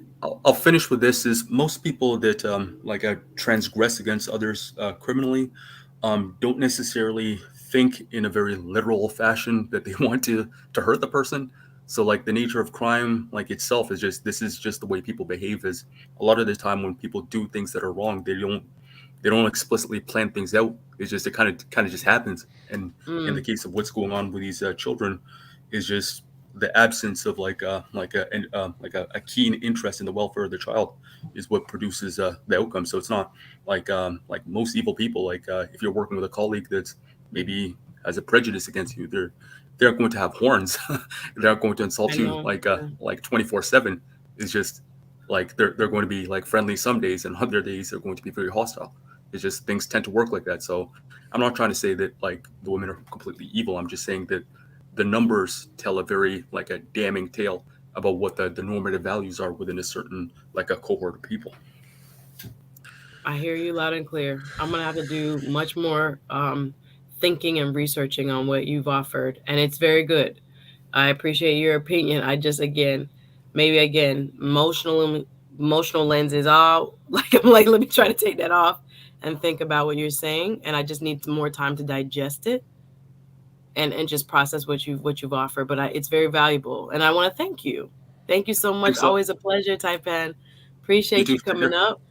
Thank you for your gift tonight. I really do appreciate you supporting the stream and for offering your opinions. All right, I'm gonna drop you down, Mr. T 094, bringing up the rear here. What are your final comments on the subject? How single mothers can raise secure sons? And I was asking about your own personal experience, Yeah. which you thought you might have missed, Mhm. or maybe mom could have done better. But Mhm. wherever you want to take it, go ahead and leave us your. Yeah, so I'll say I'm gonna sound like a broken record, but get a man in your kid's life, your son's life. Remarry if possible. If the father of the child's active in his life, do what you can to cooperation, and your kids being able to see that cooperation is important. Um, and just and understanding where you're deficient, you know, where you're deficient in terms of developing your son, because then you can appreciate more, what's needed outside of you, to get your son to where he needs to be. um and and understand in terms of achieving, like getting remarried or getting a man in your child's life, just have realistic standards. Understand you're not going to attract the same people you were able to before you had that kid. Understand you're probably not going to do much better than the father of your child. That's just the truth. I mean, that's the honest truth. That I was just mean, so bold. I'm not laughing at you. I'm just yeah. like, wow, straight up, no and chaser. Let's go. Yeah, and okay. it's there's some hard pills you're gonna have to swallow. It's not an impossible thing to rectify, but I mean, it's an uphill battle. And just understand, there's work to do, for to salvage it, solve the situation to get to a point where your son has a desirable outcome. But yeah, I'll end on that. Cheers. Yes. Thank you. Mhm. You're always welcome up here. Thank you for watching and supporting, and always interesting comments from you while you're up on the panel, etc. Mhm. I'm getting sleepy. I have to Yep. go. Appreciate you. Mhm. All right, Great thank you. discussion. Thank you so much. Up to see you up here again. Sorry. Oh, sorry. That was accident. So, final thoughts from our guests. What a wonderful topic. Yeah. It is y'all hit the like button. We did work tonight. I didn't expect us to go so deep and in so many different directions. But it's real. Y'all know I'm having my anniversary show tomorrow. Just FYI. All right. 1 year celebration tomorrow. Just let you know, we're gonna talk a little Kanye, we're gonna talk a little what's going on in Haiti and some other things that's going on. But tonight was fabulous. Hearing from different perspectives. Not everyone I agree with, but I do support free speech and openness to really hear brothers and what they are thinking and saying. I don't think we really hear it that often.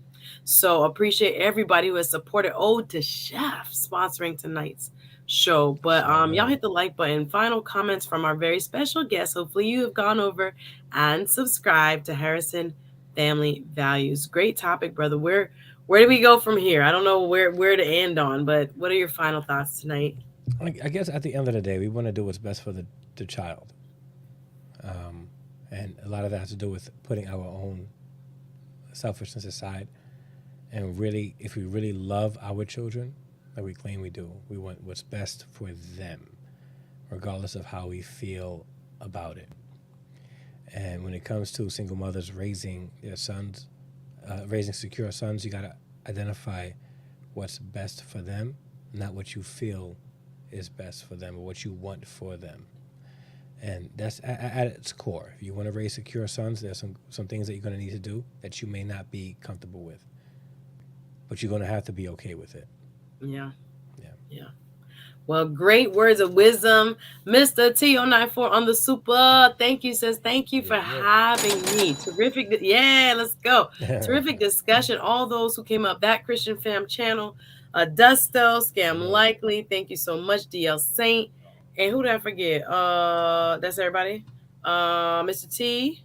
Did I forget anybody? No, I think those are 5 gentlemen that came up tonight. Thank you so much for bringing your thoughts and ideas to this conversation. Yes. What time is anniversary show? Tomorrow at 7 o'clock. I'm really excited. I won't be super long, I don't think, but I just got to celebrate. I was like, I can't let the month go by. It's not the exact date, but my launch last year was around this time. And I was like, yo, I got to celebrate this. Sometimes you don't celebrate your small wins, even though I ain't big, nothing yet. But, we're going to celebrate. We're going to celebrate. And I hope you guys will join me just to reflect what were your best shows, what do you enjoy most. Some of y'all tell me I give too much shout outs, sounding like a funk master flex. I'm going to shout my people out. I hope you guys get used to it. But RM, I want to just recognize my moderators, her, Sunbreeze, everybody else who come through.